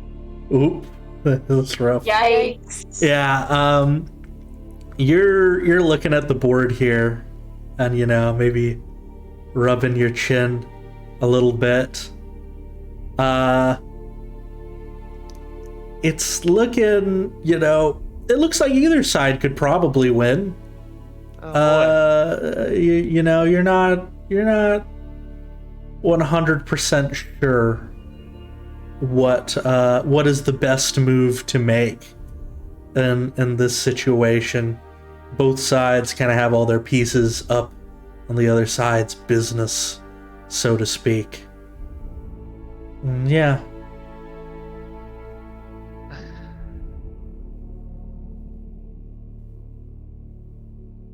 Urki will step up and say, could anybody help me see the board a little bit? As it is too high for him to see. Pick them up. Urki appreciates it. Urki knows a little bit about chess himself, being the dragon enthusiast that he is. And he's gonna start, commenting on some stuff on the board, and Ophelia, he's gonna give you the help action. So you can make one more try to figure this out. Oh boy. Yeah. Alright. Can't get any worse, it's fine. Exactly. Believe in you. There. Hey, look at that! Oh, yes. So yeah, Urki kind of points out, Can you... And he's trying to remember because it's been a while for him. You can, like, move knights over other pieces, right? Yes, they mostly move in an L shape. Could you move that one? And he points at one knight. And yeah, it looks like you could perfectly hop that knight over a rook and get a checkmate.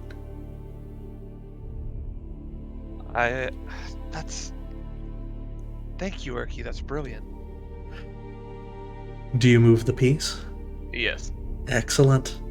As you move it and it clicks into place, there is a glow once more in the dragon's eyes. And a bunch of people need to make a dex. No, I'm not. It doesn't breathe more fucking fire at you. No. It explodes. Yeah, it actually explodes. It turns into a real dragon, and everyone rolls initiative. No. But it does seem to glow a bit as... I should also mention, as you move it, another thing you notice is there's a weird gravity to it, as it almost sort of pulls you back into the board, but after you place that piece, its talons, there's sort of a crack as its talons seem to ease their grip. And it seems you can pick the board up now. Oh, right. We'll pick up the board. Excellent. And as you gingerly pull the board away, something else that's funny would happen, which is you yourself and all of your pals in the room with you, you watch as pieces on the board seem to shift and meld until there's only pieces on the board matching y'all. And you can choose what color your pieces are too, Ophelia. So what color would they be? Oh wow. We'll go with like a neon purple. Excellent.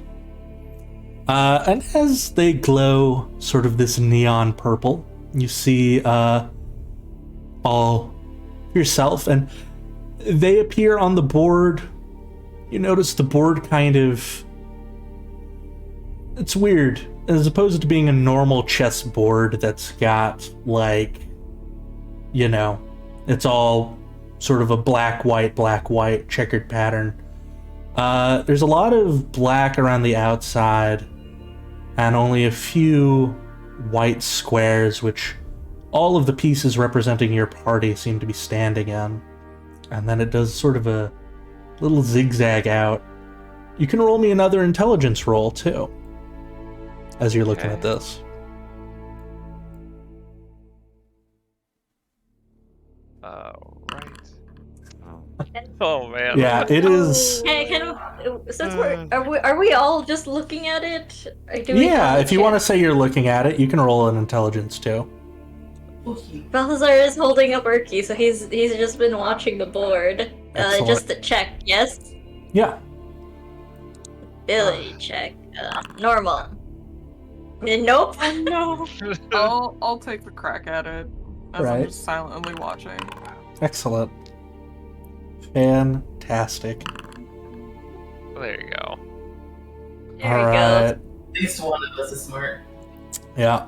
go. So. Well, it seems two of us are smart, so. Yeah.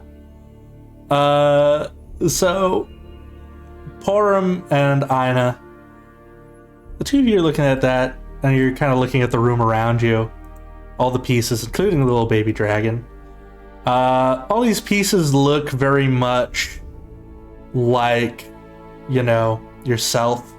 And the area of that room that you're currently in, that looks about the same shape as that white square all your pieces are in as they glow violet. And you also notice as a new piece appears on the board. a new piece that's glowing red and looks a lot like the Watcher. And it's coming right around the corner. Just Bar the door, bar the door, bar the door! So the Watcher looks in and sees the collar on the ground. Just says, "What have you done?" And we're gonna take our 10-minute break there. We'll see all of y'all in 10 minutes. Oh boy. Wait, quick question. Okay, Derek, quick question before the BRB.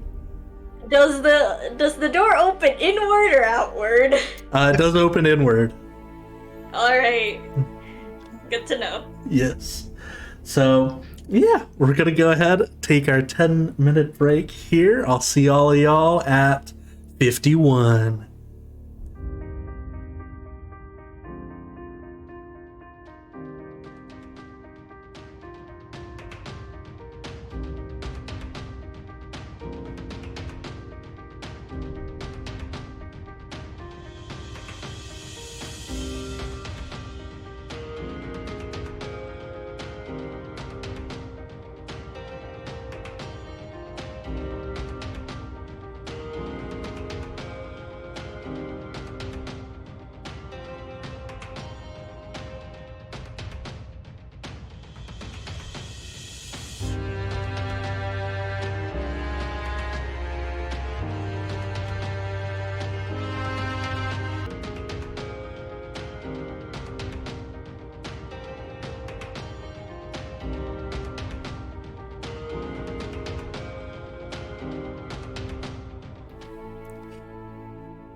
Hello, my weary travelers. I'm Derek. We're back with Weird Ventures, and the party just got in trouble because they broke a dragon out of baby jail, and the dragon's babysitter has come for revenge. So we're they just spotted it, and big old combat's about to break out. Speaking of which, this will be our first time doing a combat on Foundry, so I'm gonna give y'all some tips. Go ahead and go to the top right, and you should see a little fist next to the chat log. You can right-click that fist to cause the initiative tracker to pop out, and you can see yourself in the initiative tracker, and click the dice to roll initiative for yourself. God, really? So on brand. Sorry. I don't know. All good. Corey's natural 1 for initiative's pretty good too, though. What? Why did it do that for Porum? That's weird. Oh hey, Chris, you rolled above the 1 too. You can also just go into your character sheet and click on initiative. Yeah. Yes. Let's give that a try. Poor Ophelia, Corey, what's up with you? Natural 1's a session. Yeah. There we go. It happens. Your total is up to 6. That's fine. I think I only have like 2 crits. Oh, there's more. There is more fun stuff. But don't worry, that's not happening yet. Probably. Yes. So give me just a moment to set something else up. As Yes looks at you, asks in a very dramatic voice, "What have you done?" And raises his hands, and as he does, we are going to begin combat. Biner, you get to act first. What would you like to do? Whose craftsmanship is this? This damn collar fell off while we're walking. Is this your leader's shit? Jeez, OP. Our leader! Hold on. And he'll walk over to the... Oh, shit. You know what? He's gonna 1, 2, 3. He's gonna run way over here. And you're taking the light with you. Leave them in the darkness. Try to spread us out a little bit. And then he's going to, for his action. For his action, he's going. First, he's going to, for bonus action, bring up the shillelagh. And then for his action, he's going to smack the guy with it. All right.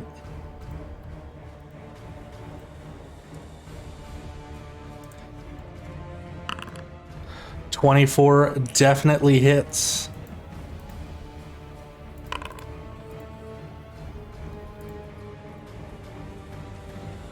Yes, the shill's quarterstaff. The shill's quarterstaff. Yeah. Say like and subscribe when you hit them. So, as your staff cracks into him for 10, let me make sure this works right. Excellent. You hit him for 10 damage. And it does seem like, especially with that magic coursing through it, it manages to go through his magma body without too much trouble. Anything else you'd like to do? That's it. All right. That brings to Einar. Balls, we can't talk our way out of this. No, probably not. Spiders already took a swing too. I know, that's why it's like, You know, I'm just gonna hold out the light crossbow, crack it against my knee, and just hip fire. All right. That's about right. Yeah, a 10. The arrow sort of hits his body, but it seems to melt on impact as opposed to really connecting. Ugh. Anything else you'd like to do? Well, I got no bonus action, but I don't want to move too much because Biner's got the light and no one else does. Yeah. Are you I got you guys. I'll handle it. Just give me a second. I have no dark vision, so like, Oh! Biner's literally my light source for this whole thing in the doorway. It's like Fandelver all over again. Dragonborn should have dark vision. I'm sorry. It's weird. I nearly forgot. There is more light coming out because this guy is glowing like crazy. Oh, thanks. There you go. There you That's go. actually more helpful. Yeah. Stop there. All right. That'll bring us to Porum. All right. I am going to try to move to where I can see. Okay, cool. I can see him from there. And I am going to go pew pew. Go pew pew. How do I? You do the flip. Action. Okay, action. You just Okay. gotta click the Click the weapon. Click it. And then it'll pull it up into the sidebar and it'll give you the option to attack or damage. Say Yes. that one more time because you cut out. Sorry. Go to the inventory, Uh-huh. onto the weapons, just click the name, and it'll pop up into the chat log. Oh, wait, no. It's not popping up for me. No? Oh, No. click the dice right next to the name. Oh right, yeah. There's Yeah. also the dice. Okay. I Yeah. forgot about So that. now an attack.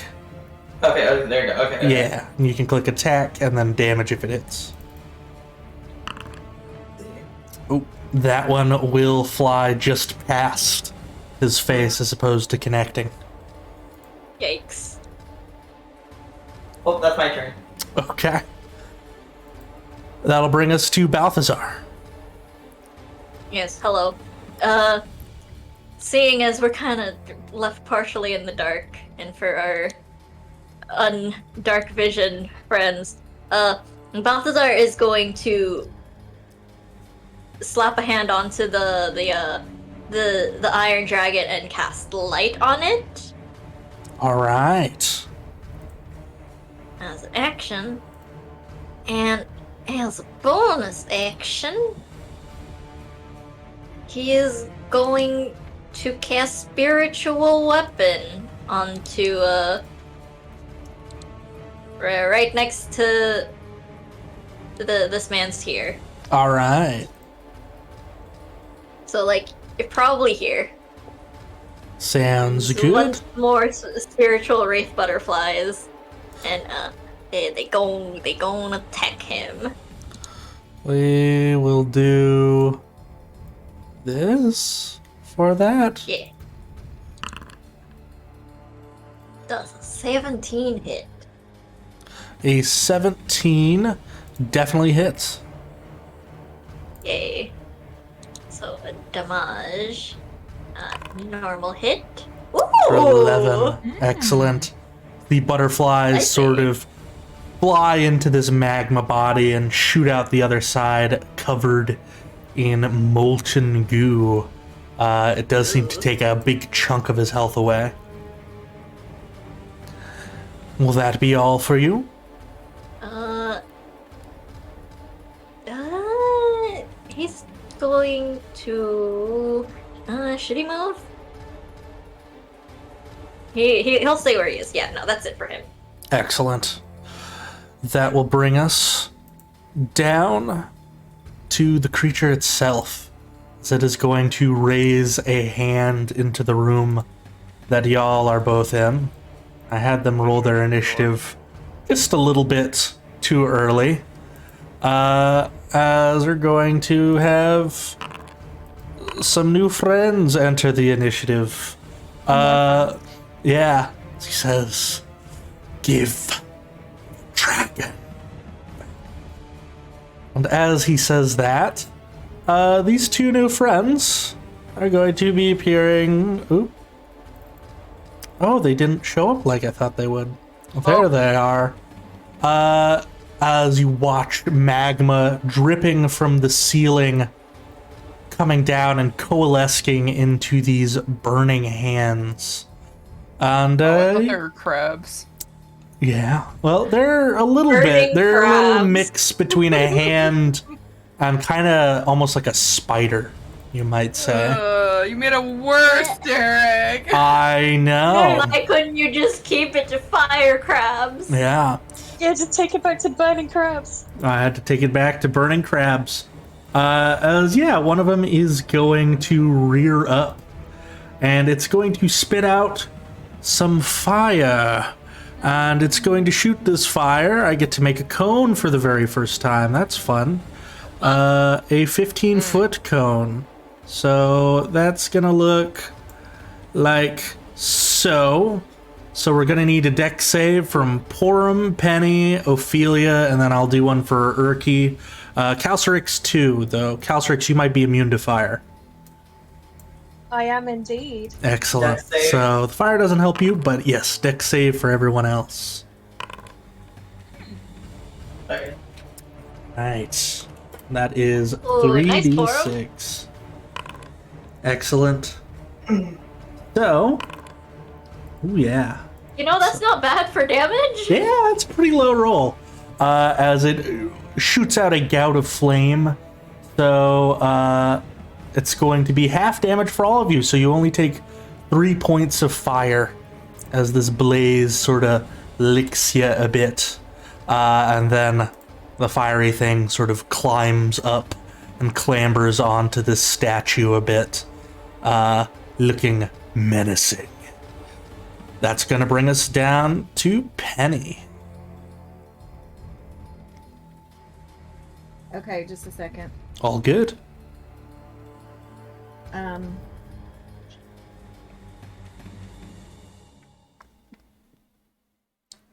So yeah, if you're doing the movement, if you hold control before you move, it'll measure it for you. Yep. Okay, but I'm gonna move up in this corner, and then I'm gonna shoot at the That thing one next there. to- Yeah. Perfect. Roll that attack. Ooh. Is that a normal or is that an advantage because it's next to? I know. It would be at normal. They'd get sneak attack damage if they do hit, but sadly, nothing That's what it is. extra. Yeah. So the arrow flies past and sort of clicks against the ground on the other side, just narrowly missing this flaming spider crawling around. Anything else you'd like to do, Penny? No, that's it for right now. All right. That'll bring us to Mr. Urki. Urki is going to go ahead and cast Sacred Flame. And that is going to look like so. We'll do 2 damage. And Urki is going to cast it, the same one Penny was attacking, because it's next to Einar, and Einar might be in trouble. So it is going I have to 13 HP. Let me make sure that worked the way I thought it did. Did it actually? It did not use the right character's attributes. So let's try it like this time. There we go. Okay. Still figuring Foundry out. But it rolled below with only an 8, so it is going to take 2 points of radiant damage as it sort of lights up around it. And it's interesting seeing something made of fire caught on fire. But Urki manages to pull it off. Then with Gary? Yes. When you took the 2 away, it took away from both creatures. Was it supposed to? It wasn't supposed to. That's a little bit of a glitch, but you know what? We're gonna roll with it. We're gonna say they're both hands he summoned, so maybe they're magically connected. I'll figure out how to fix that next time. Yeah. But with a bonus action, Urki is going to go ahead and heal Porum as he casts a healing word Porum's way.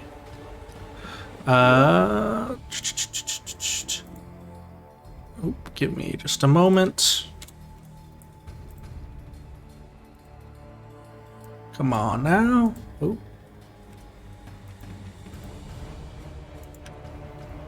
It's being a little funky with me. There we go. So Porum is going to get healed for 6. And cool thing that you can do, Porum, is with your token selected, you can right-click that 6 and hit Apply Healing, and it'll heal you right away. But that'll bring us to Calstrix. Seeing the fire crab atop the statue, they immediately become pissed. And all of that bulk that they had, that they were being called chubby, just puffs out in anger and they dive for it. Excellent. They are so angry.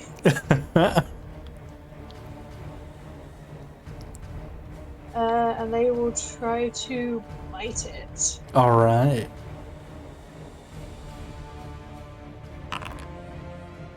That's definitely a hit. Go ahead and move yourself next to the one you're attacking, by the way. Yes. And now hit damage.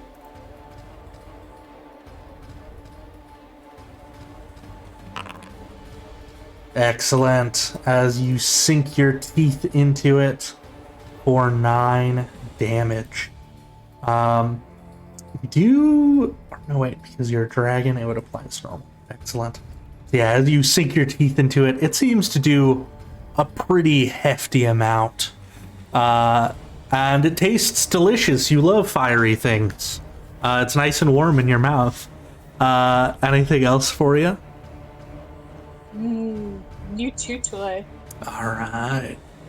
That'll bring us to Ophelia. So the board in your hands, Ophelia, is probably why you're a little slow to react.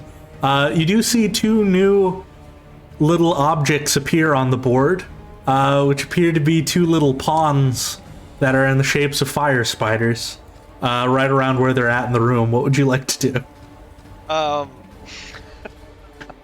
Our door is open, right? It sure Obviously. is. Gotcha. I am going to prepare some new magic, and I'm going to cast a guiding bolt at the big guy. Yeah, thank you. All right. See ya, Migs.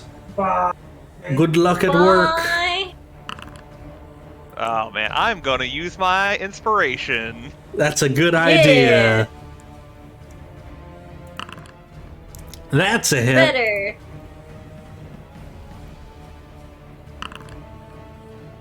All right. 40s. That's a rough roll you did there. That's a late one. But still do manage to hit it.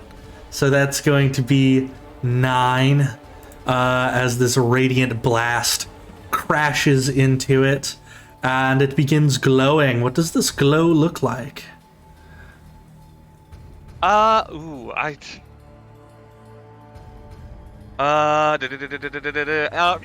now we'll have it be still just like a searing white glow. All right. Has a searing white glow mixed in with the orange flame. Anything else for you? Yes, I am going to... Jeez, I don't know where else to really move in this room. Yeah.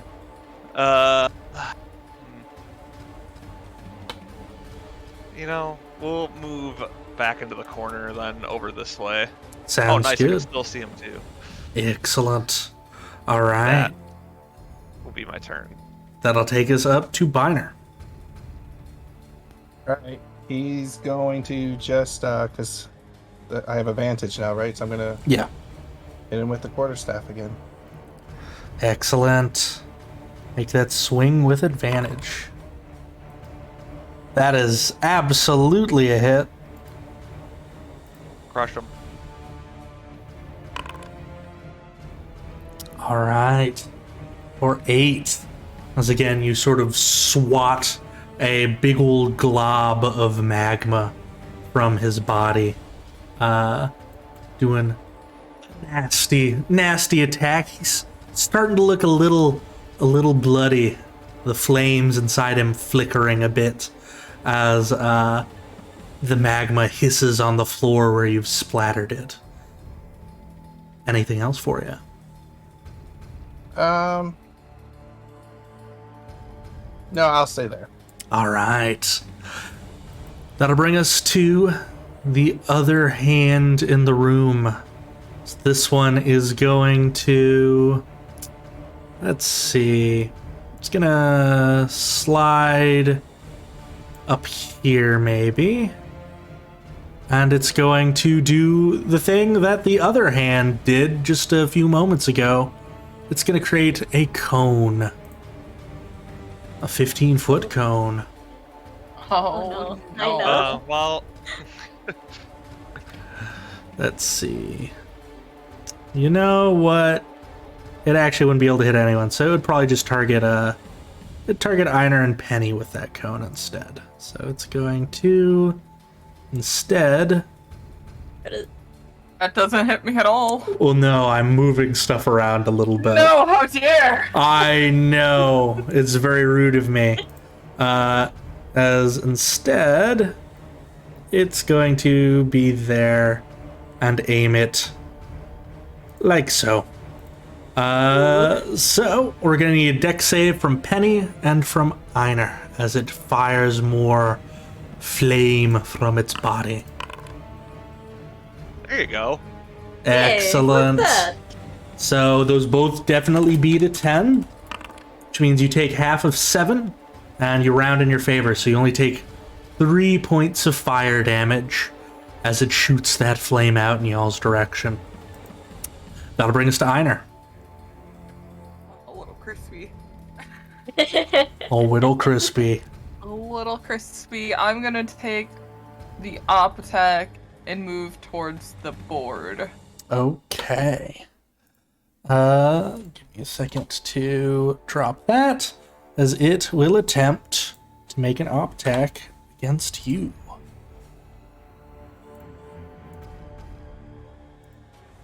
Normal? Yeah, that's gonna Ooh. hit. Yeah, I can't even shield that. It hits you for 7 points of fire as it sort of No, I'm reaches out to grab you. Still up. Hurt, Jesus. but still up.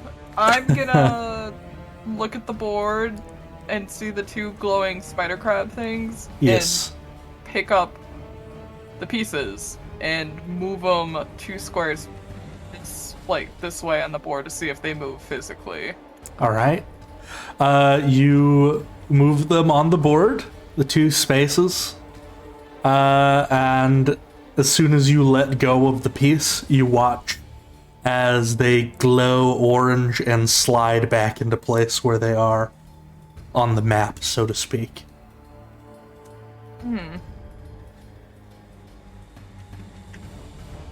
It's interesting. Okay. I thought I had something here. My brain was just like, move the pieces. You're obviously moving them. It's okay, RJ. I had the same thought. I did too. I thought we could just pick them up and Yup. eat them.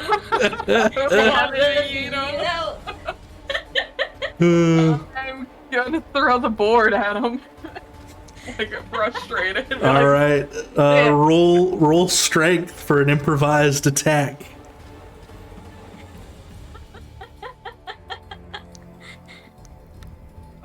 Ability check, right? Yep, just strength. A 12? Yay! That might do it. Nope. You throw the board and it just kind of clacks against the wall as pieces go flying, and then you watch as all of the pieces glow, and again, almost as if magnetized, fly back to the board, aligning themselves exactly where everyone is in the room currently. That would be your action.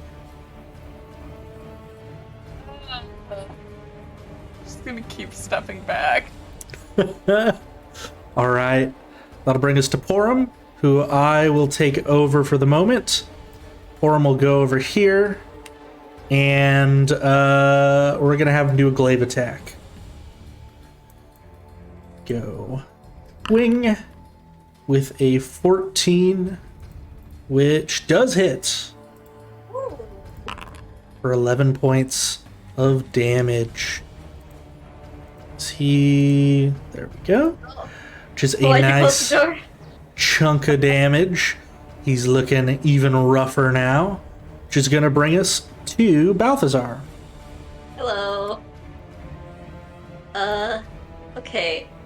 First things first, the little wraith butterflies are gonna take a stab at the lava man again. Excellent. Do not consume spell slot because it's already out. Attack, normal. That's a hit. 21. Hell yeah. Nice. Normal hit. 7. 7. All right.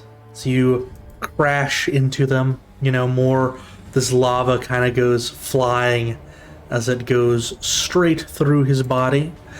What else would you like to do?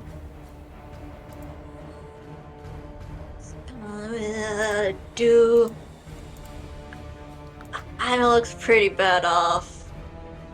I always look bad off. That's true.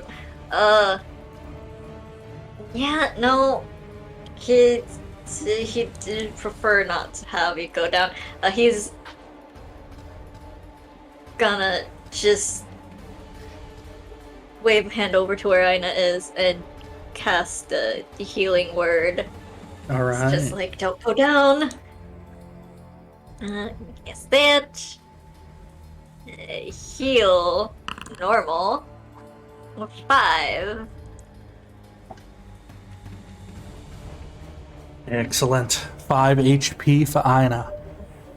Yeah. And,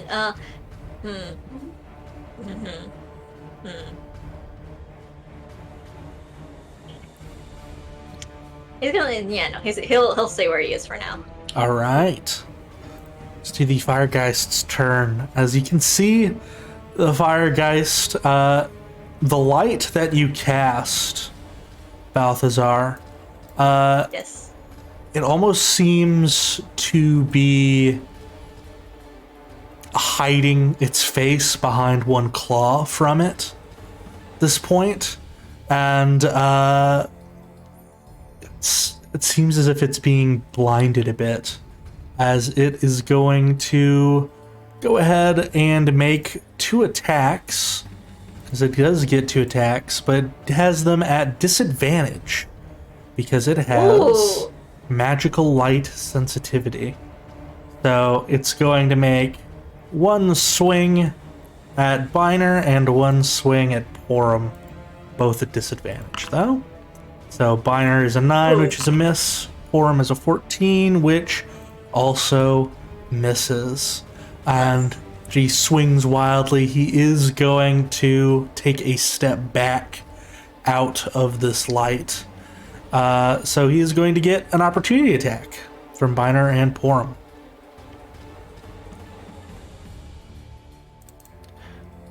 Go ahead and make that swing. A 13 will miss. Is that advantage though? You wouldn't have advantage. Yeah, that was just Oh, from the not guiding because of the bolt. guiding- Yeah. Yeah. Porum sadly also misses as he takes a few steps back, sort of trying to get away from that blinding light. Back in the room though, we've got hands. This hand is going to see if it recharges its thing. And it does. Oh god. So Handsy McGee is going to get... let's see. It's going to jump down from the statue and get itself right around here. And it is going to shoot out another nice cone of fire. A 15-foot cone, which luckily means it won't reach Einar, but it is going to get Balthazar and Urki, so I'll need a dex save from the 2 of you. Dexterity. Saving throw. Ball. Eee. Alright, and Urki needs to make one for himself. Ooh, alright. Eee. That is 12 damage. Oh boy. Ow. Oh god. As the fire sort of roars around you, stinging a hell of a lot as it raises back on its hind legs, so to speak. All right, Penny, it's you. Okay, so I'm gonna move. Hold on. I'm gonna move up here and attack this guy with my rapier. All right. That is gonna be a hit. For 8. How do you dispel the flame? I don't know. You describe it. All right. You sort of pull out your rapier and swing it through this thing, sort of doing a little spin with your wrist. The wind sort of whipping inside of it and causing little bits of embers to fly in every direction, as it is very much dispersed. And both of them get dispersed together, it seems. And you still have a little bit of movement if you'd like to move anywhere.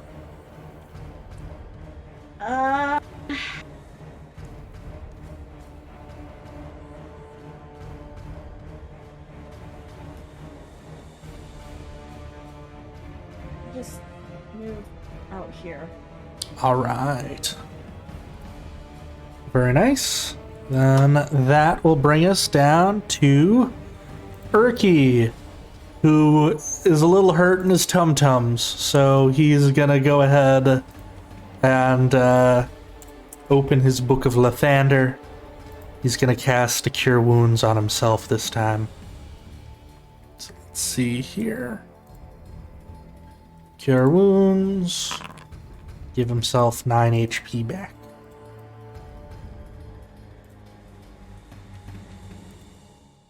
All right. That'll bring us to Calstrix. It is time for revenge, perhaps. They, seeing that the hands have dispelled and feeling that their newfound friends are gonna at least be safe inside of this room, they're gonna bounce out their wings and give a big toothy grin and just hiss out, "Dinner time." And they are going to... Cute. Nope. They have to press that and then do it. There we go. We're going to fly 35. Look at that. There you are, bish. They're just gonna give a good old nom nom nom. Hell yeah.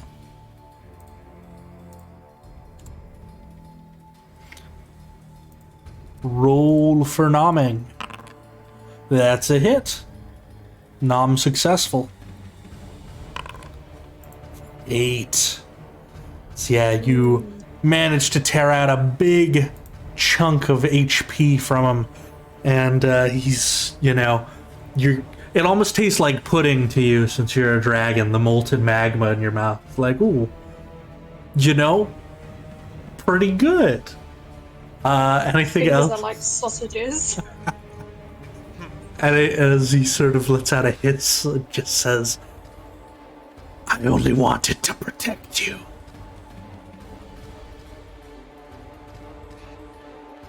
They will hiss back, "You kept me caged." Absolutely. Alright, that'll bring us to Ophelia.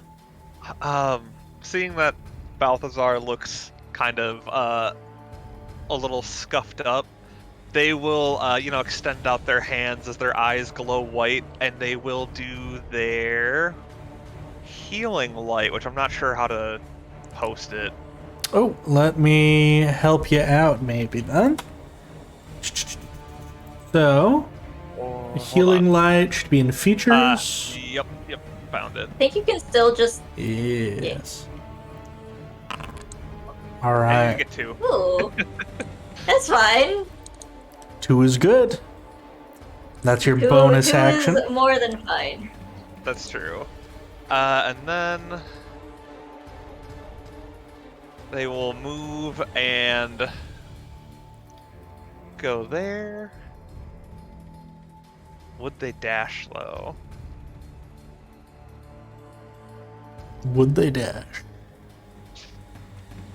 No, I'm gonna play it safe and stay put here, Alright. and that will be my turn.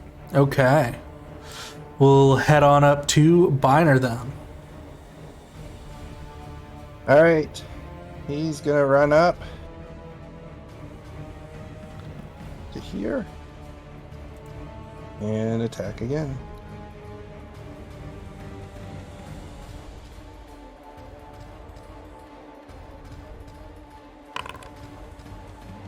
Hit again. Really good with that staff. Alright. 5 damage. And Biner, as you bring that staff cracking down, how do you want to do it? Since he could understand the dinner time call, as he smacks him, he kind of shoves the quarterstaff so the watcha gets kind of pushed into our new friend and say, "Eat up," as he finishes off the sweep with the quarterstaff. And yeah, as that hit happens, trading off to Calstrix. Calstrix, how do you finish him off? Oh, she says nothing to Watcher. She just gives him a really big, toothy grin, stretching her lips back as far as they will go. Oh god. To try and be really menacing before she just rips him apart. Alright. Chows down. Excellent. And yeah, y'all hear the sounds of magma going everywhere. You know, Biner, because you got pretty thick skin. Some of it, he hits you, but it's kind of like, when you get a little too close to the stove or something. Stings a little bit, but ain't too bad as Calstrix just goes to town. And with that, combat is over. This delicious, delicious food goes all over the place. And the blaze around this creature slowly but surely dies down. Becoming a little less bright at first, and as it gets devoured, some of the magma hardens into stone on the floor. The green light once again illuminating the way.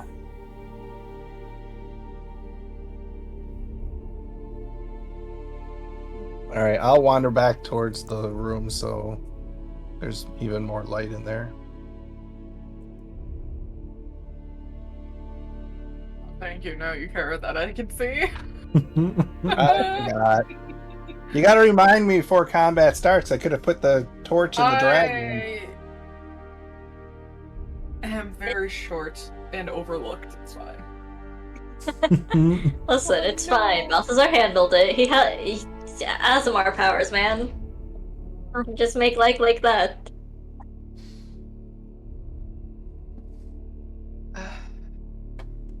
Is everyone doing okay? How is you looking, everyone? Erky? How are you all? Got a few burn marks on me, but I healed myself up some. I'm good. Gives a thumbs up. Seen worse.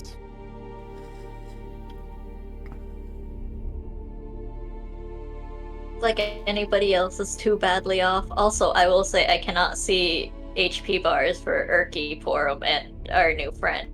It's true. And that was on purpose or not. Yeah, I don't know why Porum Sheet is so messed up. Porum just needs a new sheet at this point. Yeah, I'll have to dig in there. For most NPCs, it doesn't show HP, but I might figure out a way to fix that for the future. Yeah.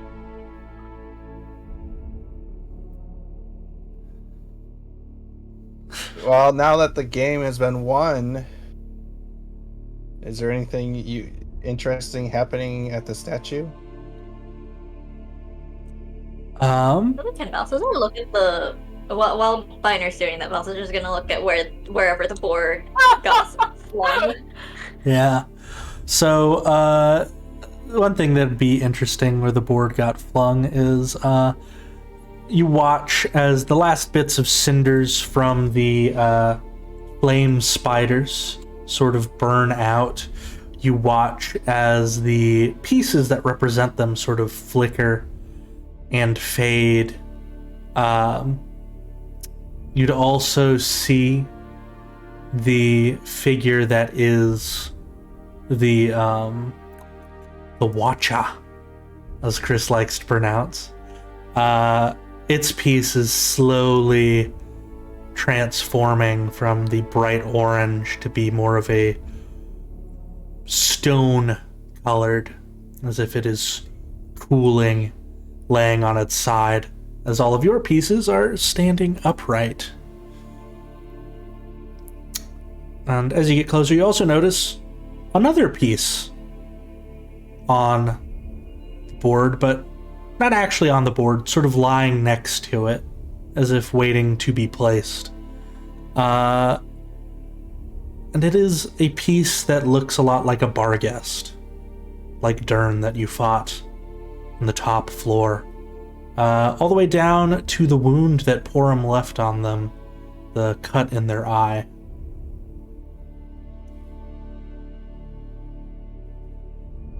How far away does it look? Well, it's not even on the board, it's lying next to the board. Oh. I'm just gonna pick it up. Well, it looks like he's as injured as he was last time we fought, or I assume he is.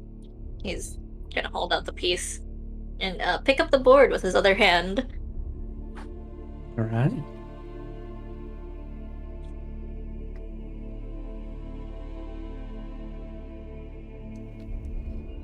You say you hold out the piece. Are you offering it to somebody? Or are you putting it on the board? Or He's not putting it on the board. Okay.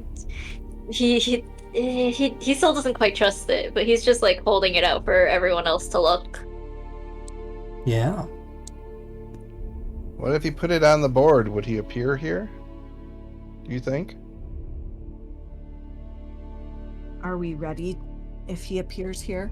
Oh, I'm not saying I want him here. I'm just curious. But if we put him on the board and he shows up, are we ready to deal with him?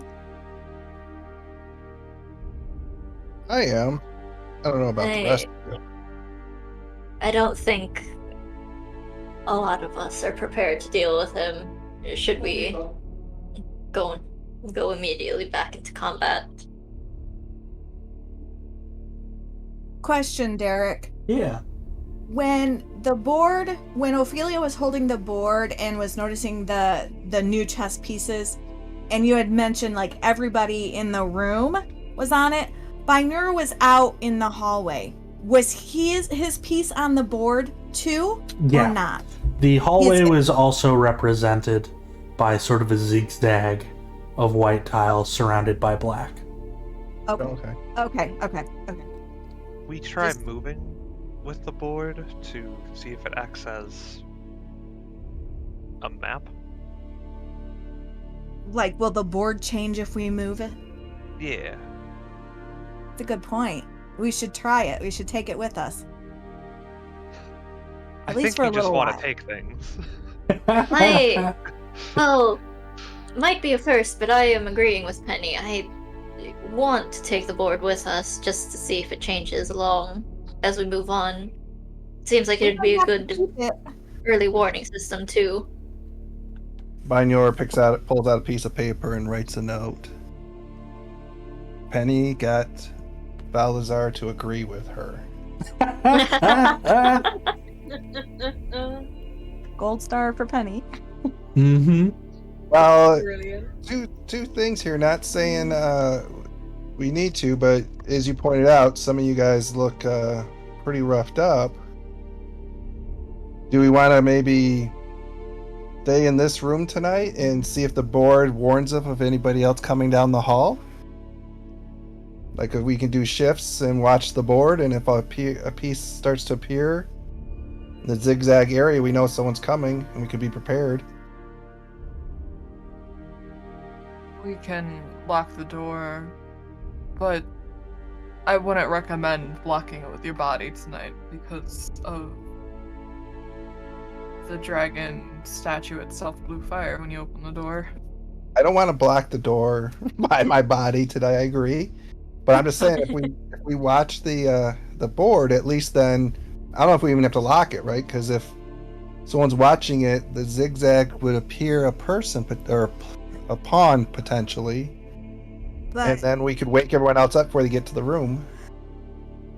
True, but we could also, one of us or a couple of us could take the board and just wander a little ways away to see if the board changes, like a map, like if it changes, and then come back and let everybody know whether it changes or not, and then decide. Well, yeah, we can maybe do two things at once here, because I believe our new friend might want to try to take as much of their hoard with them if they're going to come with us.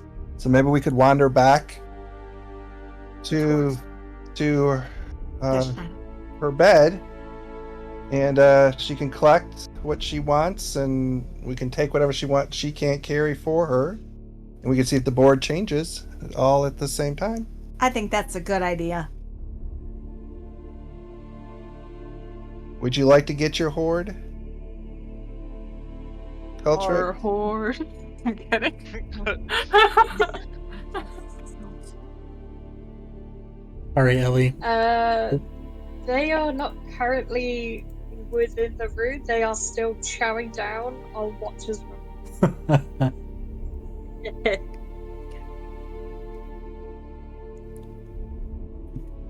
Excuse me, once you're done eating, of course, Nelson Draconic, would you like to go back and collect your treasures and come with us on an adventure?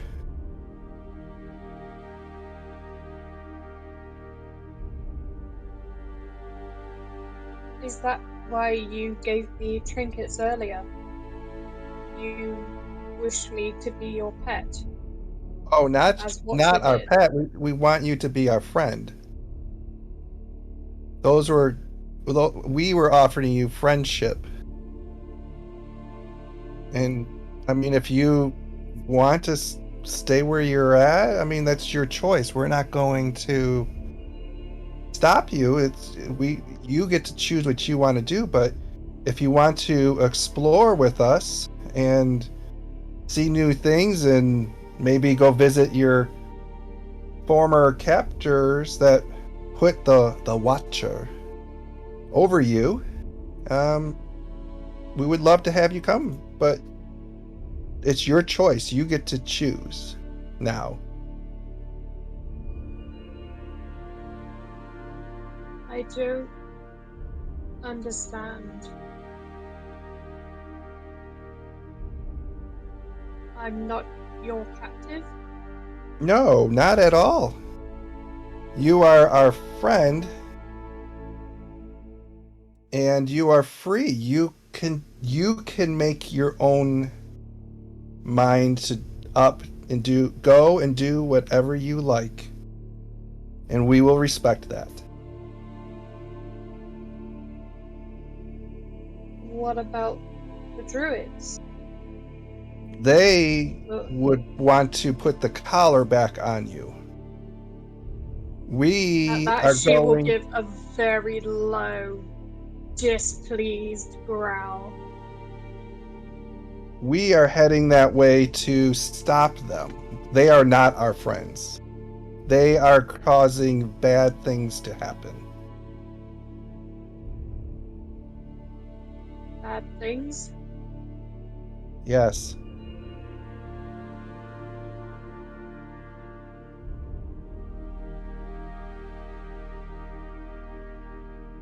So, do you want to at least wander back to where your stuff is?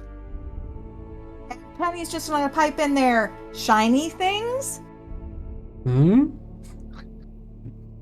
I have 2 new shinies to add. Let's go I add would them like to have your. that. Let's go add them to your other shiny things. And I'm just gonna. My brother's shiny things? What is she saying? He wants you to add the coins you have to your hoard.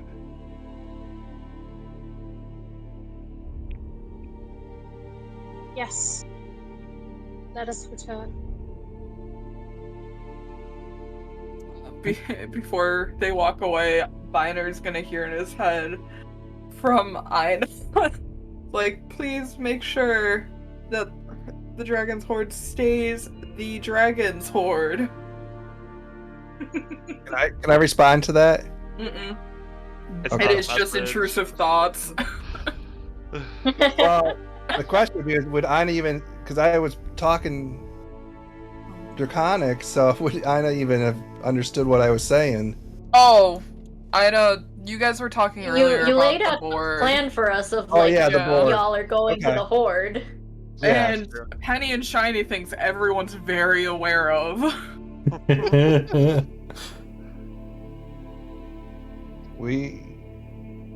So I'm gonna start heading that way and see if everyone follows. Because Penny's already heading off, so is Ophelia. Are we all heading off, or should part of us stay and like just get the room ready? Who's got the board? Do you have the Whoever has the board needs to come with us. I think Balthazar Balthazar has the board. Get over here. Y'all just left without a word. So there is something a little interesting, Balthazar. As y'all are leaving, You notice something strange happen as Ophelia starts rounding the corner. The area that you and now Porum are in, and Aina are in, slowly starts to become black, and your pieces start to become question marks as Ophelia moves further away from you. God damn it. Oh, interesting. He's looking at it with a tilted head and it's just like, huh. It seems tied to Ophelia. I think Ophelia's the queen piece? I'm not proficient in dragon chess, I can't tell you. You hear a message think just the saying main it's piece is regular chess. technically the king. This is regular chess, it's not dragon chess, sadly. I am a savage that lives in the woods. You think I we have know. chess? I know, right? Yeah. I can Balthazar's play just gonna stay cards. in the room and let them handle it. I can't see anyway. Can't see. Am blind. Alright. So, as y'all get to the treasury, we might call it. Give me just a moment. Calstrix went in the wrong direction there for a sec. It's over here. Keep exploring. Yeah. So, the hoard. I'll go ahead and let you know what all is in the hoard, just in case Calstrix, wants to be a benevolent dragon and be like, you helped me, so you can take one thing. Nah.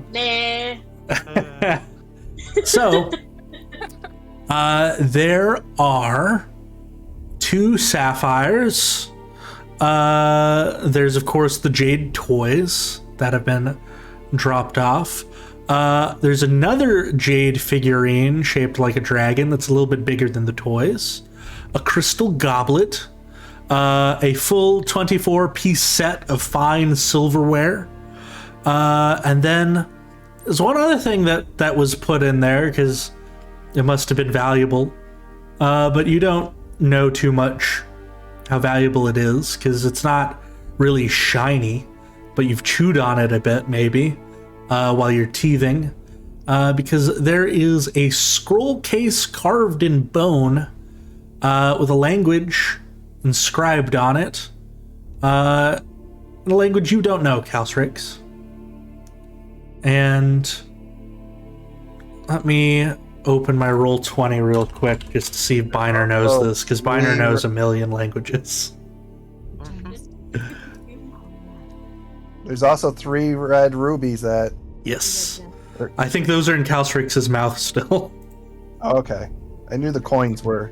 In the little pouch in their cheek that they've made. A little chipmunk pouch. Yeah. Let's see. Languages. No. Biner wouldn't know this language.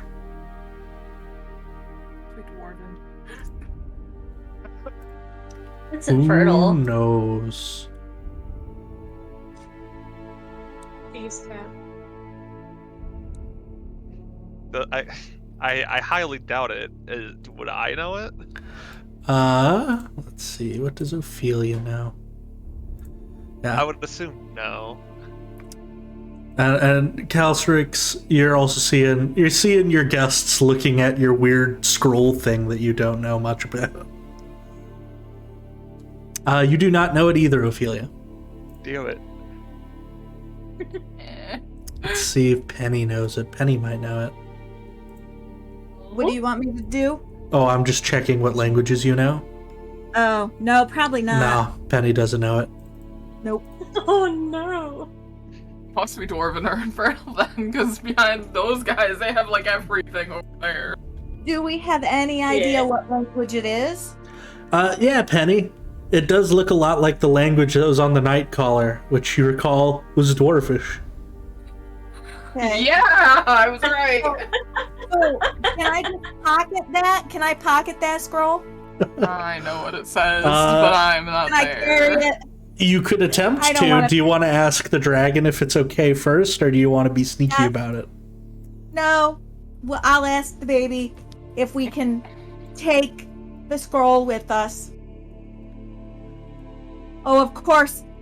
the baby's not probably going to understand. So I'm going to actually tell Biner, can you talk to the dragon? Can you talk to the baby and see if it's okay that we take the scroll with us? Because this looks familiar to me, and I think we might be able... This might come in handy later. Plus, baby looks like she's chewed on it a lot, so they obviously like it. All right, so I'll turn and say, "Hey, little one.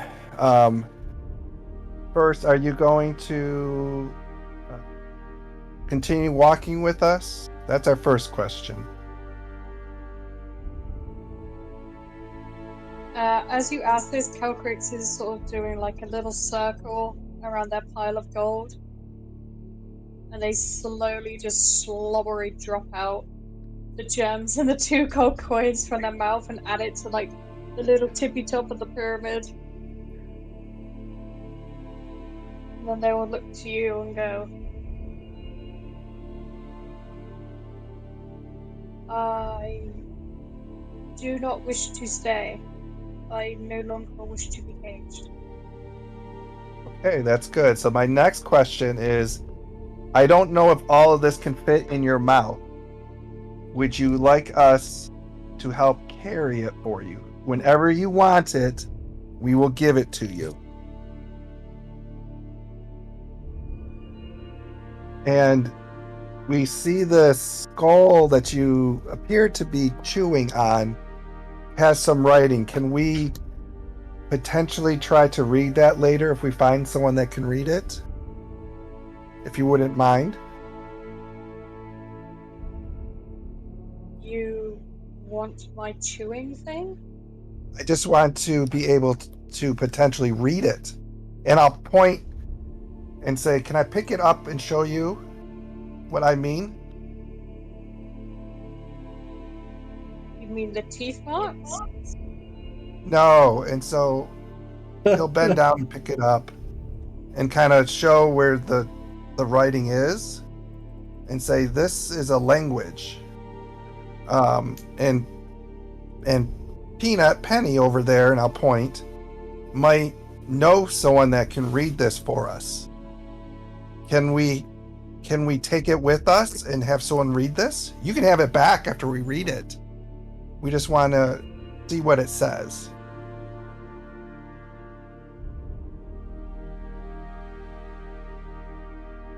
Ooh. I'm trying to figure out how they would react. Might have Ricky see if he can help a little bit. As Ricky says, you know, it's always good to know more about the stuff that you've got in a hoard.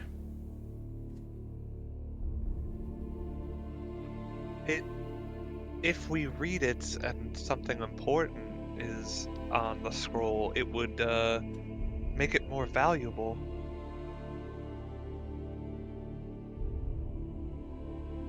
I should also You may have mention. it. Okay. It is not shiny, but it is special. It is my teething joy. And we don't want you to stop teething, but we could find other things that you can teeth on too that's not shiny. More watches. At the thought of that, you will see a tongue go around and lick her lips as if she can still taste the magma. Potentially.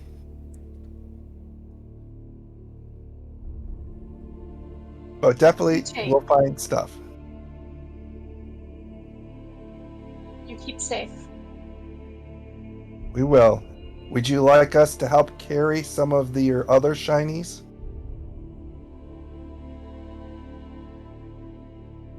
Shinies are heavy. Yes? Yes. Shinies will be safe here.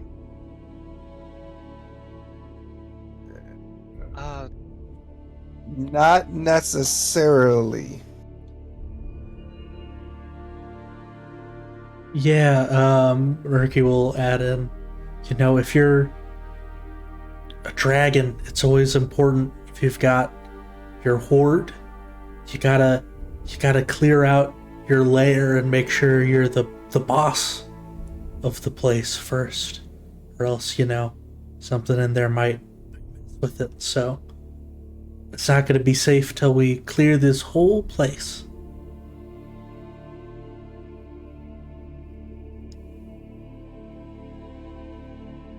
If I help, I can keep.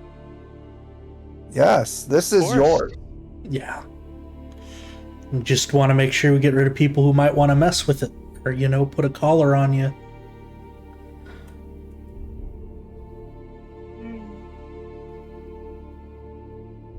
Will this help? And you will see them dive into the pile. And those things that Derek was mentioning before, like the magical items, you will just see them flying out of the pile. And they will just drop at the feet of the party, and then she will just pop up. They help? He'll let out a big laugh. Yeah.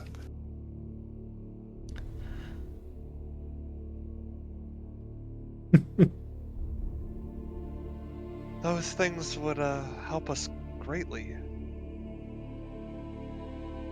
Even pokey things? She will nose at the silver like the silverware, like the kitchenware, like the Yeah. knives and the forks and the spoons. Those are my favorite. oh man, I can't. Never mind.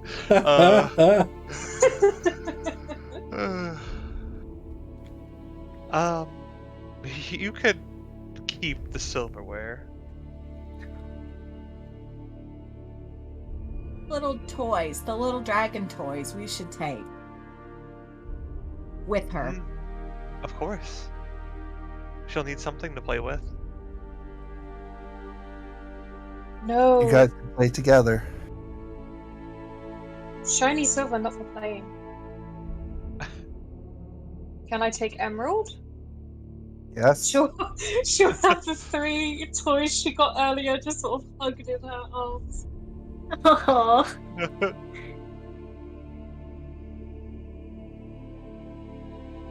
It's adorable. So we're taking the whole hoard, right? I mean, all stays. It's all hers, but we're taking it for her. Is that what we've come to an agreement on? Looks like. Right. As far as gold coins go, because there is a massive pile in that room, there is a total of 1,112. The dragon cannot count, is what I'm hearing. Even though they're singing a song stating otherwise. Yep. I mean, they have 5 claws. Does that not count? Porum counted it real quick. Fairies are attracted to the glints. That's right. just like shiny things, just like dragons.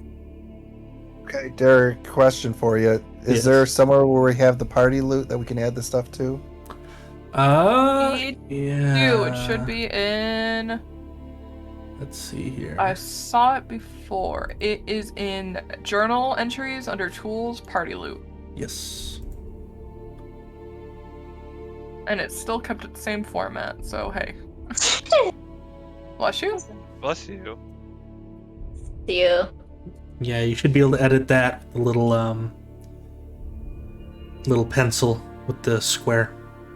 All right, who's adding it? I can add if we want. I was Or gonna say, it looks like you just volunteered.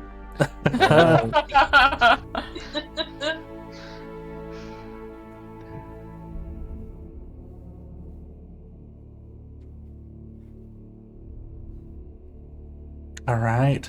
So yeah, while that's being on, while you're adding that, in the other room, as y'all are chatting, and watching this chess set, something else might catch your eye a little bit. Feel free to weave this into your conversation if you like, but Yeah. the pieces, after they turn into question marks in the hallway, don't seem to move when you move.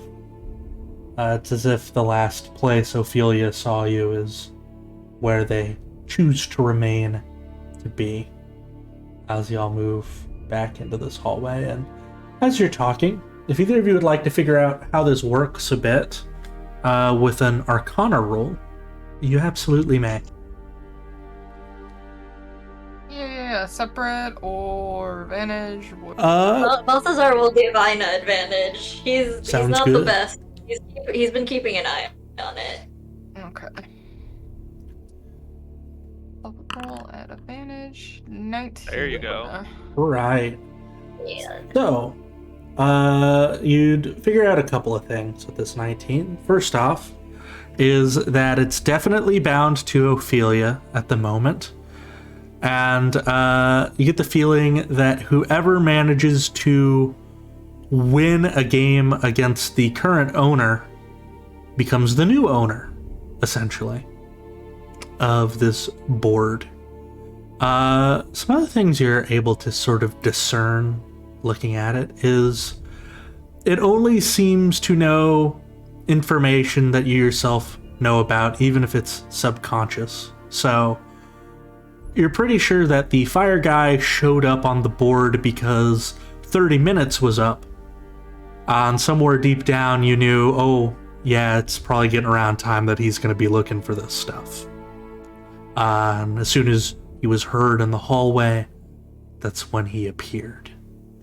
You know about Dern, and that's why you have a piece that represents him.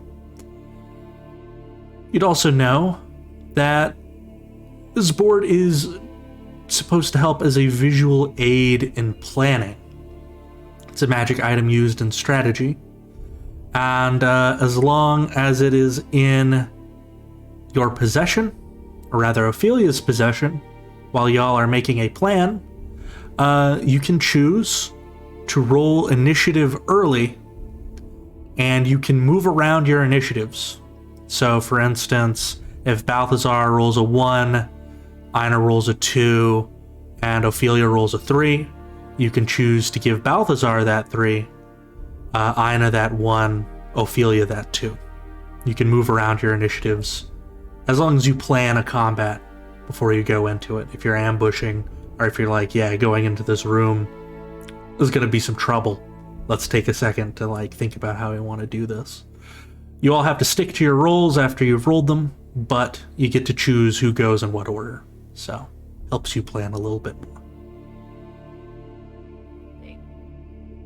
And I will create an item that demonstrates that all, makes it a little more succinct for you. But yes, while you're planning, it will, create squares to create rooms so long as you know the general shape of a room or whatnot. Otherwise, it'll give you, some question mark squares because you don't know what's past there.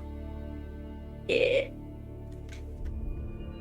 I assume Hina's the one explaining it, but Balthazar just looks at the board. This certainly will be going to Ophelia then, if it's tied to her. Yes, but I will raise a point. I'm the only one that knows what block looks like, and if we do a pass back and forth, we could always keep track of their movements. In a sense. We would have to get close to them to know where they are, but we would be able to keep track of them if they were, say, coming up on us. They would just appear on a board. I see this as a really good visual aid for planning. Kind of look at the little Dern statue that kind of popped up. And he picks it up a little and turns it in his hand. So why did he show up? It must be around here somewhere. Close enough. But also it's connected to Ophelia's subconscious. Maybe he's close, but not close enough to appear on the board. Not yet a contender.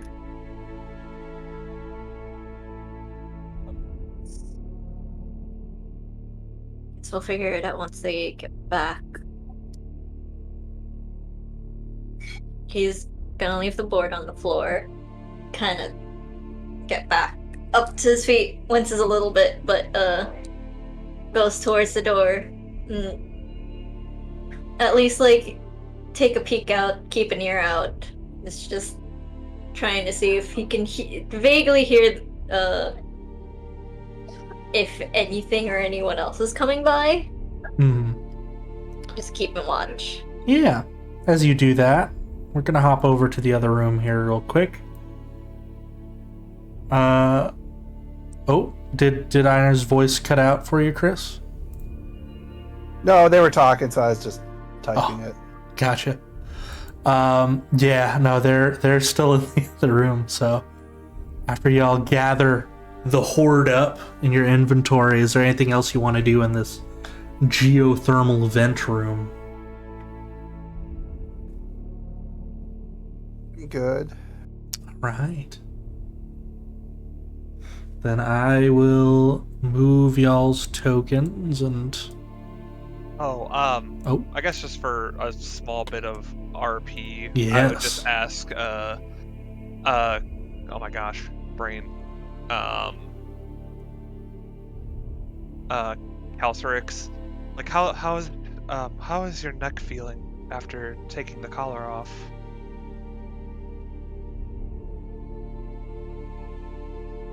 It feels unrestricted. Good. That's how it feels to be free. This is free? You can choose to go where you want, come with us, help us, or not. You get to make your own decisions.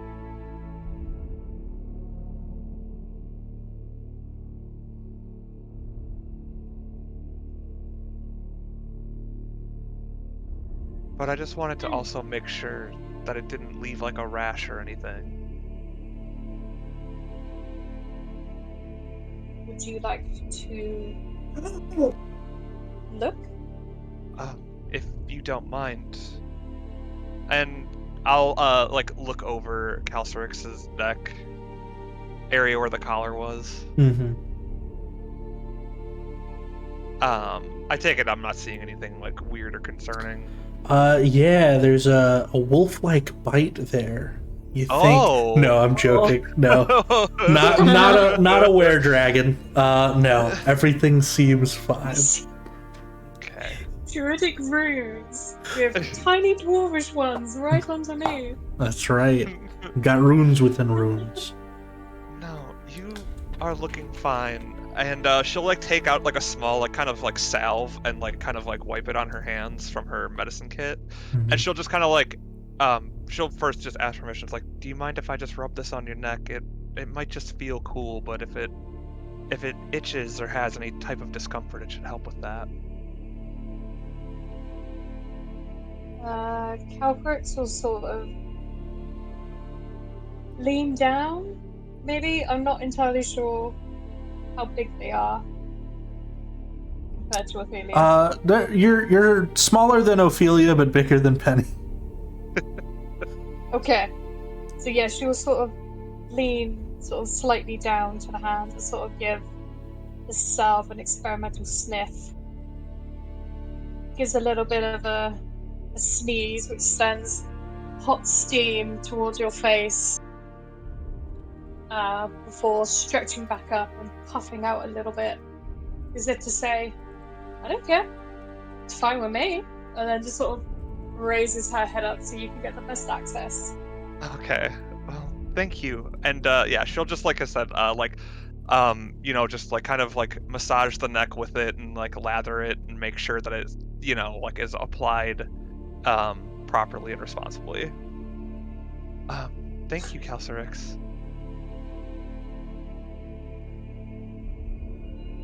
That is cool, as you say. Yes, it's supposed to help with any irritations. I just assumed having a collar on for however long. Didn't want you to have like a rash or skin issues. I've had it since I was born. Right. I'm just glad we got it off of you. I am as well.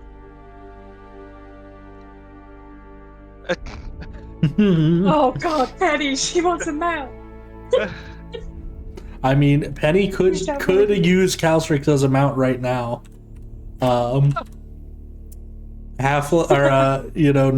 Gnomes can ride on ponies, so technically yes.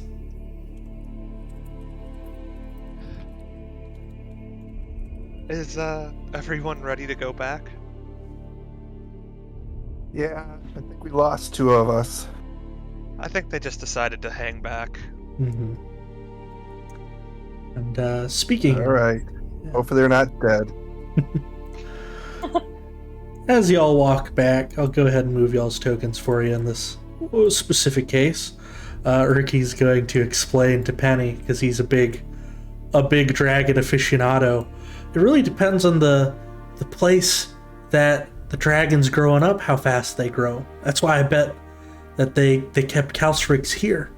The thermal vents probably makes them grow extra fast. So I'd say, probably get about the size of like a small horse or something in like a month or so, maybe. Wow. Yeah. If they stay in a spot like this, that is, or another spot that's got a lot of magic, and he does a little wiggle with his fingers. Yeah. But, just a moment. As y'all get right about here before you rejoin the rest of the group, Porum is going to let y'all know that Porum really wants to make sure, the goblins and the kobolds are okay. So Porum's going to try and make their way through that bramble to see if they can, connect with them and all that stuff, make sure that they're safe, since they don't really have someone to watch over them right now. So... Porum, if you're gonna do that, see if Craig and Greg, or whatever his name was, I don't remember the brother's name. Yeah, Craig and Greg. Mean, rude. If you want to see if they want to come down and join us, there might be other of their friends down here that they might convince to tag along with us. They might. Porum will definitely pass that message along if they can find a way to cut through the bramble, but they're gonna head off and do that, and that'll be what they are up to while Miggs is sadly absent from us. And Penny's gonna yell, Porum, be safe! Be careful!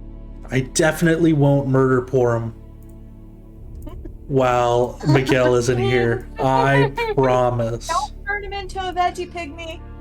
A vegetarian. Don't have him be vegetarian. infected with lycanthropy. Ooh, that Yes. would be fun. I think Miggs would get a kick out of that. I think that'd be right up Miggs' alley. But let's get the rest of you back down as Balthazar, you're keeping an eye down the hall. You hear your friends from around the corner. Sounds like they're making their way back, and slowly but surely, you do see them make the round. Well, as we got closer, would they see the board start to light back up where they were at and see us entering the board? Yes. Yes, they would.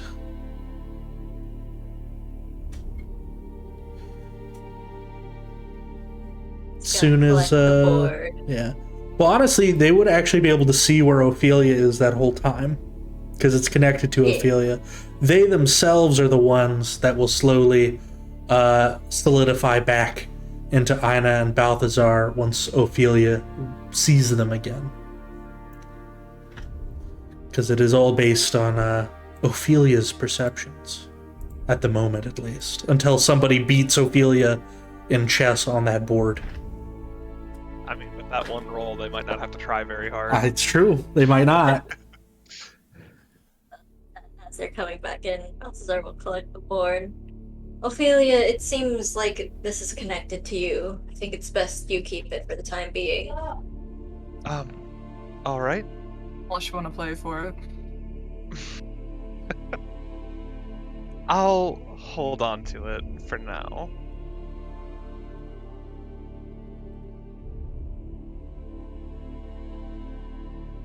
Did we figure out what like when we left, did it stay the same? Did anything change besides it being just connected to me, or did it? Well, by being connected to you, it follows you. So we were seeing what you were seeing, and everything else kind of fell away. Okay. That being said, I do have a hypothesis about the little Dern piece being close, but not close enough to on your awareness of the board. Like you think he's somewhere that we just haven't gone yet? Like he's more than likely closer than we think. But we'll know as soon as he gets, and Ina's just gonna point out to like the squares of the hallway and stuff. It's like, we'll know if he comes this way. But we won't know if he'll have other stuff with him till it already appears or such. What I mentioned to Balthazar, I know what block looks like, so I take ownership of the board. We would get a little block piece. I don't know if that would stay or not. Okay. But I don't know if he would be close enough for a piece to appear as well. Right, so you have to beat me in chess. Mm-hmm. Alright, let's play. Okay. Excellent. All right. Just assuming that Ina just has not gone through it, we'll just, just go over rules of chess. They're smart. Yeah. Yeah, I'll pick it up. Yeah. Absolutely.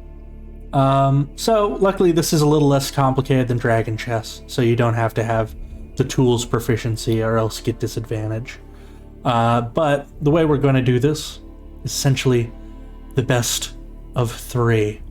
As you sit across from each other, you can choose which one you want to use. You can use, unless, Ophelia, are you just going to let Ina win? Actually, I guess I should ask. Are you going to make them work for it? It's arm wrestling all over again. Make them work. Yeah, why not? Let's make Ina work for it. Excellent. Like them intellectual muscles. While they're doing this, because this can be something that's done over a short rest, are y'all planning on long resting in here, or do you want a short rest in here?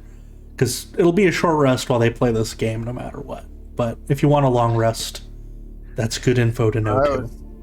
I was thinking we long rest if everyone's good with that. Sounds good.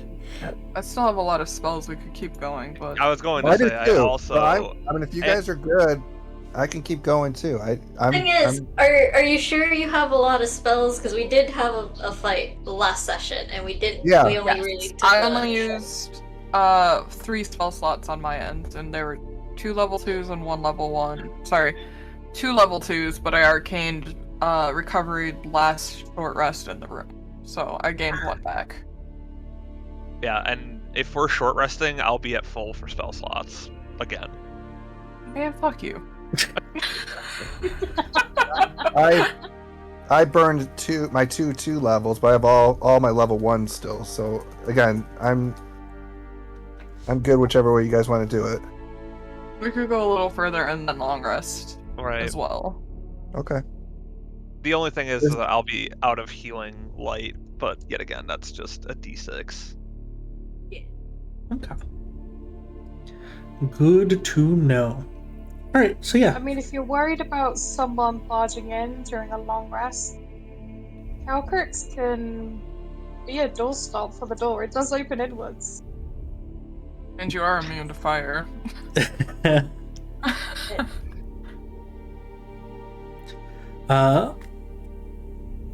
So yeah, do y'all want a long rest or short rest? We could do a little vote if you want. We could do 1 for short, 2 for long. Yeah, let's do a vote. All right, 1 for short, 2 for long. Just punch it into the thing. I do like the little chat bubbles popping up. Yeah. It's cute. And the thing of it is, I checked with the Roll20. Balthazar only had 1 level 1 and 1 level 2. He's used his level... Well, no, he's out of spell slots now because he used both. Oh no. That's fine. Balthazar is just the cleric. You know, you don't need the cleric to have spell slots. What's the worst that He's could got happen? a healing potion on him that we can shove at someone. It's fine. He does have at least 1 healing potion, I'm pretty sure. Yeah. So we got 2 1s from Einar and Ophelia, which is for short rest. We're checking how many hit die that Penny used in Roll20. Gotcha. Short or long.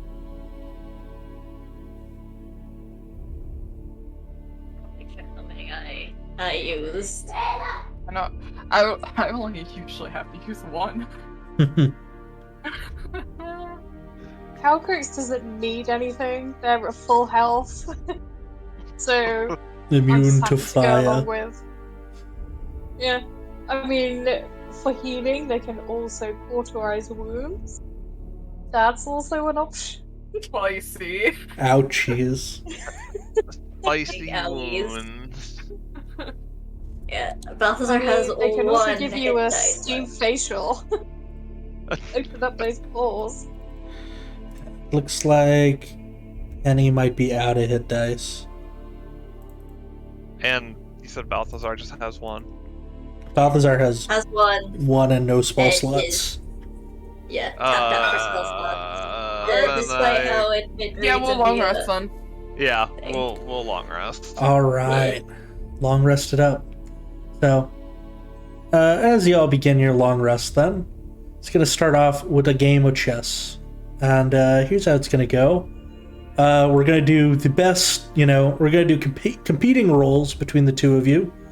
And the first one to get 3 successes is going to win. So, how that's going to work is either of you can choose. Ophelia, you get a little bit of an extra bonus because you know how to play complex 3D chess. You can use intelligence plus your proficiency. Einar, you would just use your pure intelligence. You could also choose to use deception or insight. So, out of those, whichever one is highest that you would like to use, that's what you'll use. But yeah, as y'all sit down, who's going to go first? Who's gonna play the white side of the chessboard?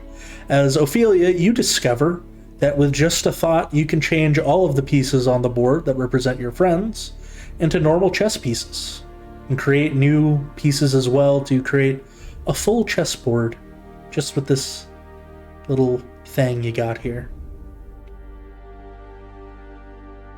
Oh, neat. Mm-hmm.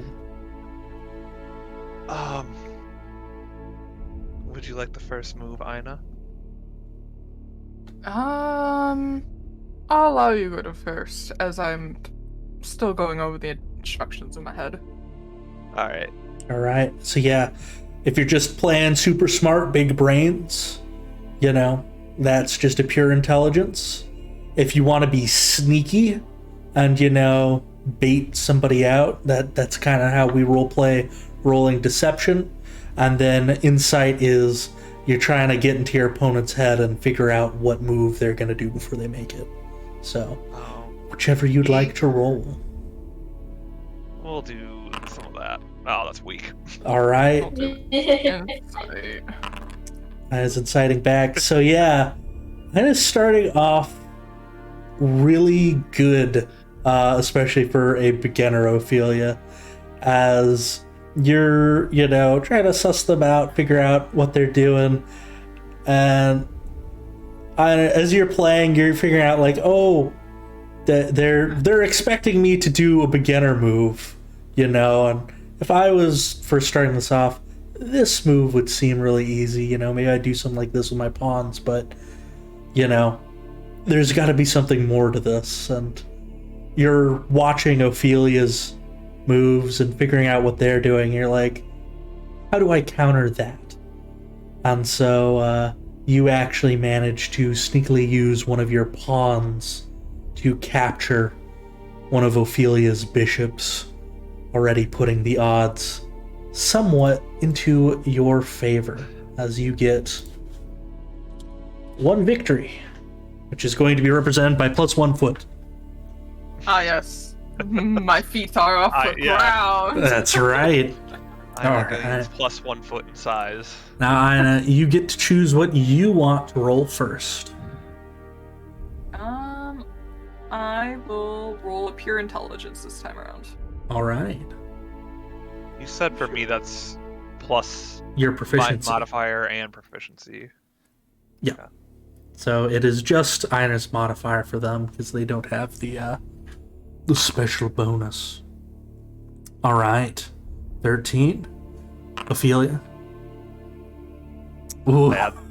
Ina's doing having a time. really good, surprisingly. It must be that wizard brain. Wizard brain. Yeah. As you're like, all right, that's bad that they use their pawn to take my bishop. How can I avoid this? And you're competing against them. You focused in on a strategy though.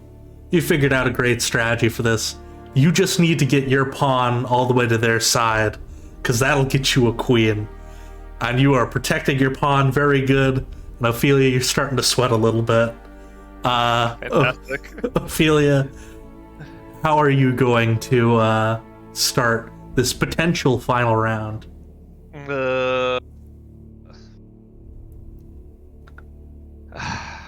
I'm gonna try for deception. All right, roll that deception.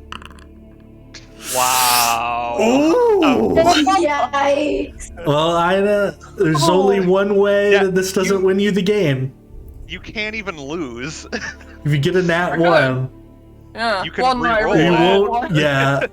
Well, it's automatically set up, so you'd have to have 2 nat ones in a row for it to show a nat 1, because it's set up to automatically reroll ones.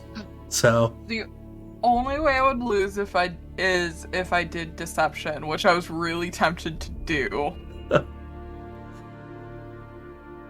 And I'll chance it. All right. I will chance it. I will Let's do it. very much just try to get into Ophelia's head and just fuck with them. Yeah. How do you win the game? I don't use any of my pawns. I use my bishops to take their queen. And I'll just look at them and be like, I don't know why you said this would be that hard. I thought you were supposed to be 3-dimensional chess champion. Oh, salt in the wound. It's brutal. It's just down. Yeah, as you do that, you feel a sort of wave of magic rush out from you, Ophelia, and over to Ida. And Ida, go ahead and roll me pure intelligence at advantage.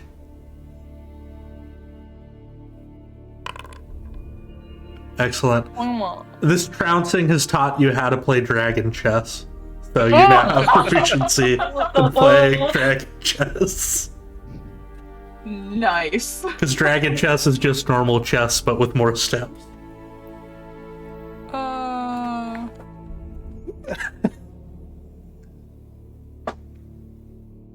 I love it. Alright. Chess set. It doesn't really say dragon chess, but chess set's the same thing, right? Yeah, it is the same thing. This is going to be arm wrestling all over again. It sure is. So now, Ina, now that you kind of know how this works, and now that you are the owner of the thing, you understand some other interesting things you can do about it. Creating chess pieces is not what it's limited to. If you're going into a room with hypothetical opponents, you can concentrate and think up hypothetical opponents, and pieces will appear to represent those hypotheticals. So, little question mark pieces to be like, maybe there's 5 goblins in this room. You can just create that as part of your planning, essentially. And that will also lead you to believe that the Dern piece isn't necessarily part of, he's close to you or not. It is that he is out there and you know that you have to face him at some point. So the piece exists if you wish to use it in planning. I think knowing that Dern isn't actually that close and is just a piece, Ida would instinctually create a block piece. Absolutely. And as you create that block piece, you can see a sort of pale druid with deep, sort of orange-red hair, as well as a beard, the somewhat stern face, and a heavy cloak. It appears to be made out of bear furs.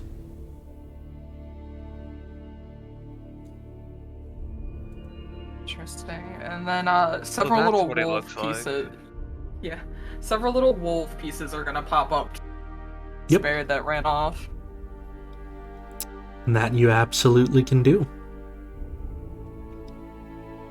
Do you think there might be any more werewolves or hobgoblins? He did Dern dimension doored with 1 hobgoblin. True. And as you said that, Ophelia, another piece of. Yeah. It's a lot of planning to do. It makes me wonder if I had peaches. If it would, because I'm connected to peaches, and I would send peaches to. I don't have peaches. I don't have the. To act as you on the board. Yes, thank you. Would my intelligence roll be able to determine if, by proxy, because Ina can see through Peaches, even though Peaches isn't in this plane of existence right now, Mm-hmm. would it act as a proxy? Are you trying to make a Peaches piece, is what you're saying? Yes and no. It's more of just a pure intelligence. Because Ina can see through Peaches' eyes, if they sent Peaches out while still under Ina's control, if it would work the same way as when Ina goes. You could use it to map it, places out and show people basically what you're seeing, which could be very useful. It's not a one-to-one representation, but you could at the very least use it to give people, a feel for what you're looking at. Visual, yeah. This is very, very useful, and I very much wish Peaches is still here. I take it would work how you think it would then.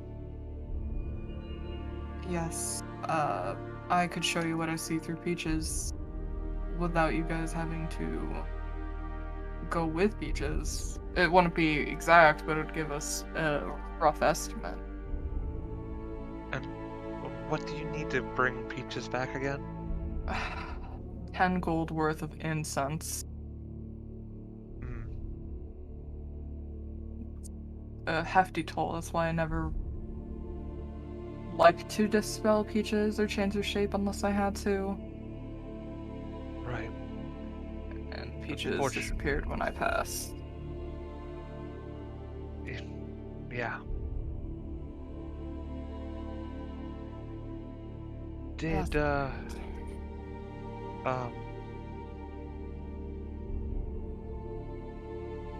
never mind. No, what? I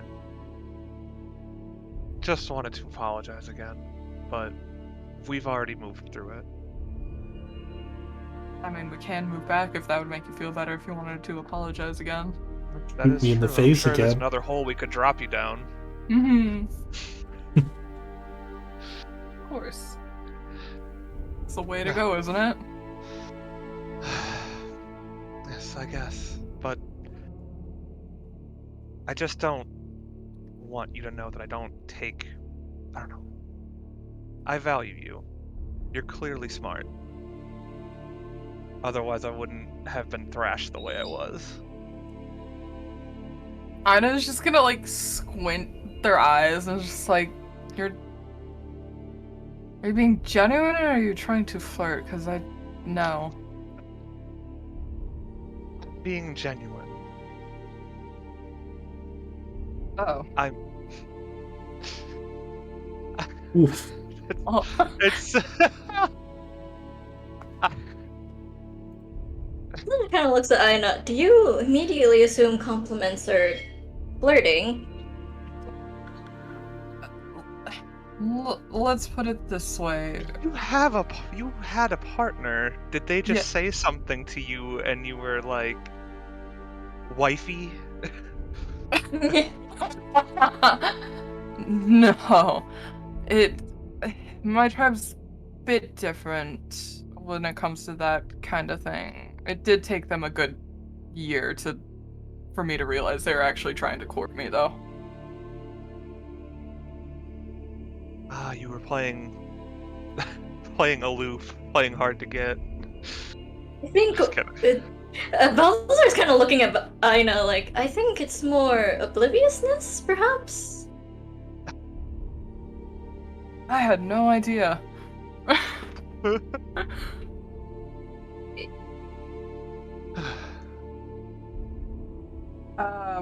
What did you three? 4? Where's Porum? 5? 4. I'm trying to like, wait a second. 1, 2, 3, 4. Oops. 5, 6. It Yeah. was 6 of them that went to the other. Why did we only get 5? I don't know. Yeah. It's a little late for that, but you know. Better late than never. Oh, right. Porum went to go check on the goblins, and he went to clear the bramble. I Right. think he might be there for some time. And did you guys find anything in the other room?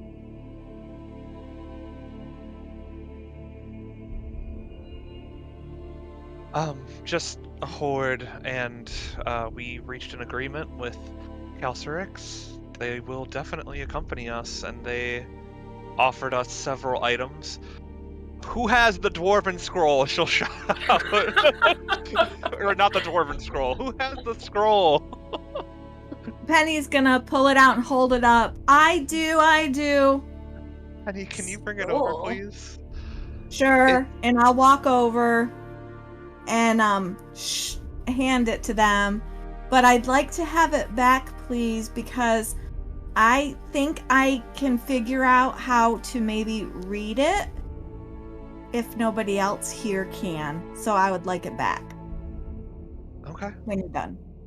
It's very obviously like written in dwarf, right? Yes, it reads. Well, before I say what it reads, I did want to get back to Penny, because Penny did have a question that I had wanted to answer when there was a free moment to. So Penny, you wanted to try and learn a little more Draconic, right? Yep. Yeah, so Urki is going to help try to teach you it. And you've already been doing it some today. He's helping you out. So roll me an intelligence with advantage. Okay, just a second. All good.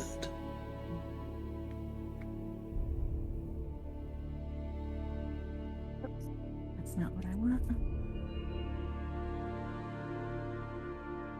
Over on your abilities.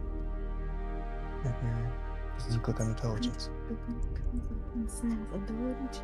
Yeah, so you want to do an ability Oh. check. Yes. Ability check and not saving throw. Why is it not letting me click on There you it? go. Sorry. Okay. And then an advantage, you said? Yes. Excellent. So you're starting to get a much better feel for Draconic with Urkia's help. You're still not quite, at like average speaking, but with you and Urki working together, he has created like a little book of phrases that he's given you, and you can use that to where you can do some basic communication even while he's not there. It's kind of like one of those travel books, you can ask where the bathroom is, things like that. La Biblioteca. Yeah, you're not quite at just being able to speak it on your own, but you're getting closer there with every roll. Okay. But in addition to that, while he's teaching you that, he's trying to teach Calcerix how to speak Common. And he'd also let you know that dragons have a natural propensity for learning language. That's why they're pretty much one of the only creatures alive that are born able to speak a language. They just inherently know it. So, Calcerix, go ahead and make me an intelligence roll at advantage as well, as Urki tries to maybe teach you a little bit about Common so you can understand your peers a bit better. Yeah, like, whatever he's trying to tell you sounds cool and all, but like it doesn't have any like growls in it, and that's like what you like to do, so it's a little hard to pay attention, especially with this cool star map. Pretty stars, they're just too distracting, man. But yes, Honor, the scroll case, because that is what you've been handed, is a scroll case made of bone. Has the words, the sacred, and I'm going to have Urki say this, because I love having Urki say everything. The sacred brews of Kundrakar. And the scroll Thanks, Urki. case. Yeah, you're welcome.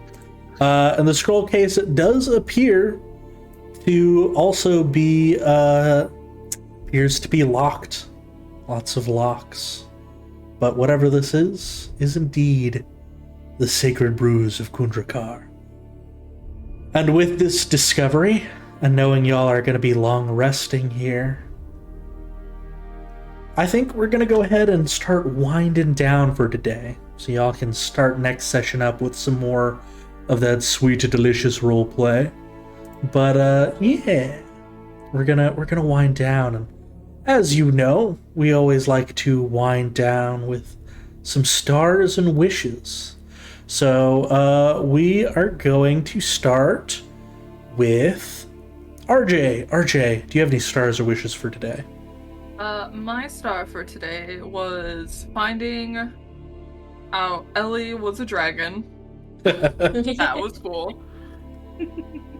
I also liked, myself and Corey, we found our new arm wrestling thing. Yep. A Which battle I of the apologize brains. in advance. It was a thing last campaign with Chris. It's okay. Once y'all get the real dragon chess out, everyone can participate in your arm wrestling campaign. It's gonna be great. No, absolutely. I'm pumped for it. Alright, we're gonna go up to Ellie. Ellie, do you have any stars or wishes for today? Just being part of y'all's campaign has been an absolute blast. Aw. And playing this little baby dragon who just has no sense of the world outside of their little cave has just been really fun. Absolutely. I play this at PC, so it's great to see your take on it. It's been so much fun. Thank you for palling around. So we'll still have 6 folks going forwards. It's the good stuff. But yeah, we're gonna hop up to Cosmic. Cosmic, do you have any stars or wishes? All the RP was pretty fun, especially with the whole babysitter bit. It was really interesting that the new person is a baby dragon, and as Chris had pointed out before, the first time Balthazar actually agreed with Penny on something. That was great. That was a big star. They have finally found common ground. Just this once, for now, mayhaps. But wishes would be, as always, more RP, please. I slam my desk repeatedly. RP. And y'all have a room to yourselves for just that at the start of next session. I feel like we'd never leave a room. I know. We had a session like that before. But that will bring us up to Jen. Jen, do you have any stars or wishes for today? Stars. That Penny found her dragon. Even though it's not her dragon, she found the dragon. Your best friends. Yes. Well, hope to be. My wish is that Penny doesn't scare the dragon too much. And that we can get out of this stupid citadel. I'm sure wherever you go to next will be the brightest, most happy place. It's gonna be great. Chris, do you have any stars or wishes for today?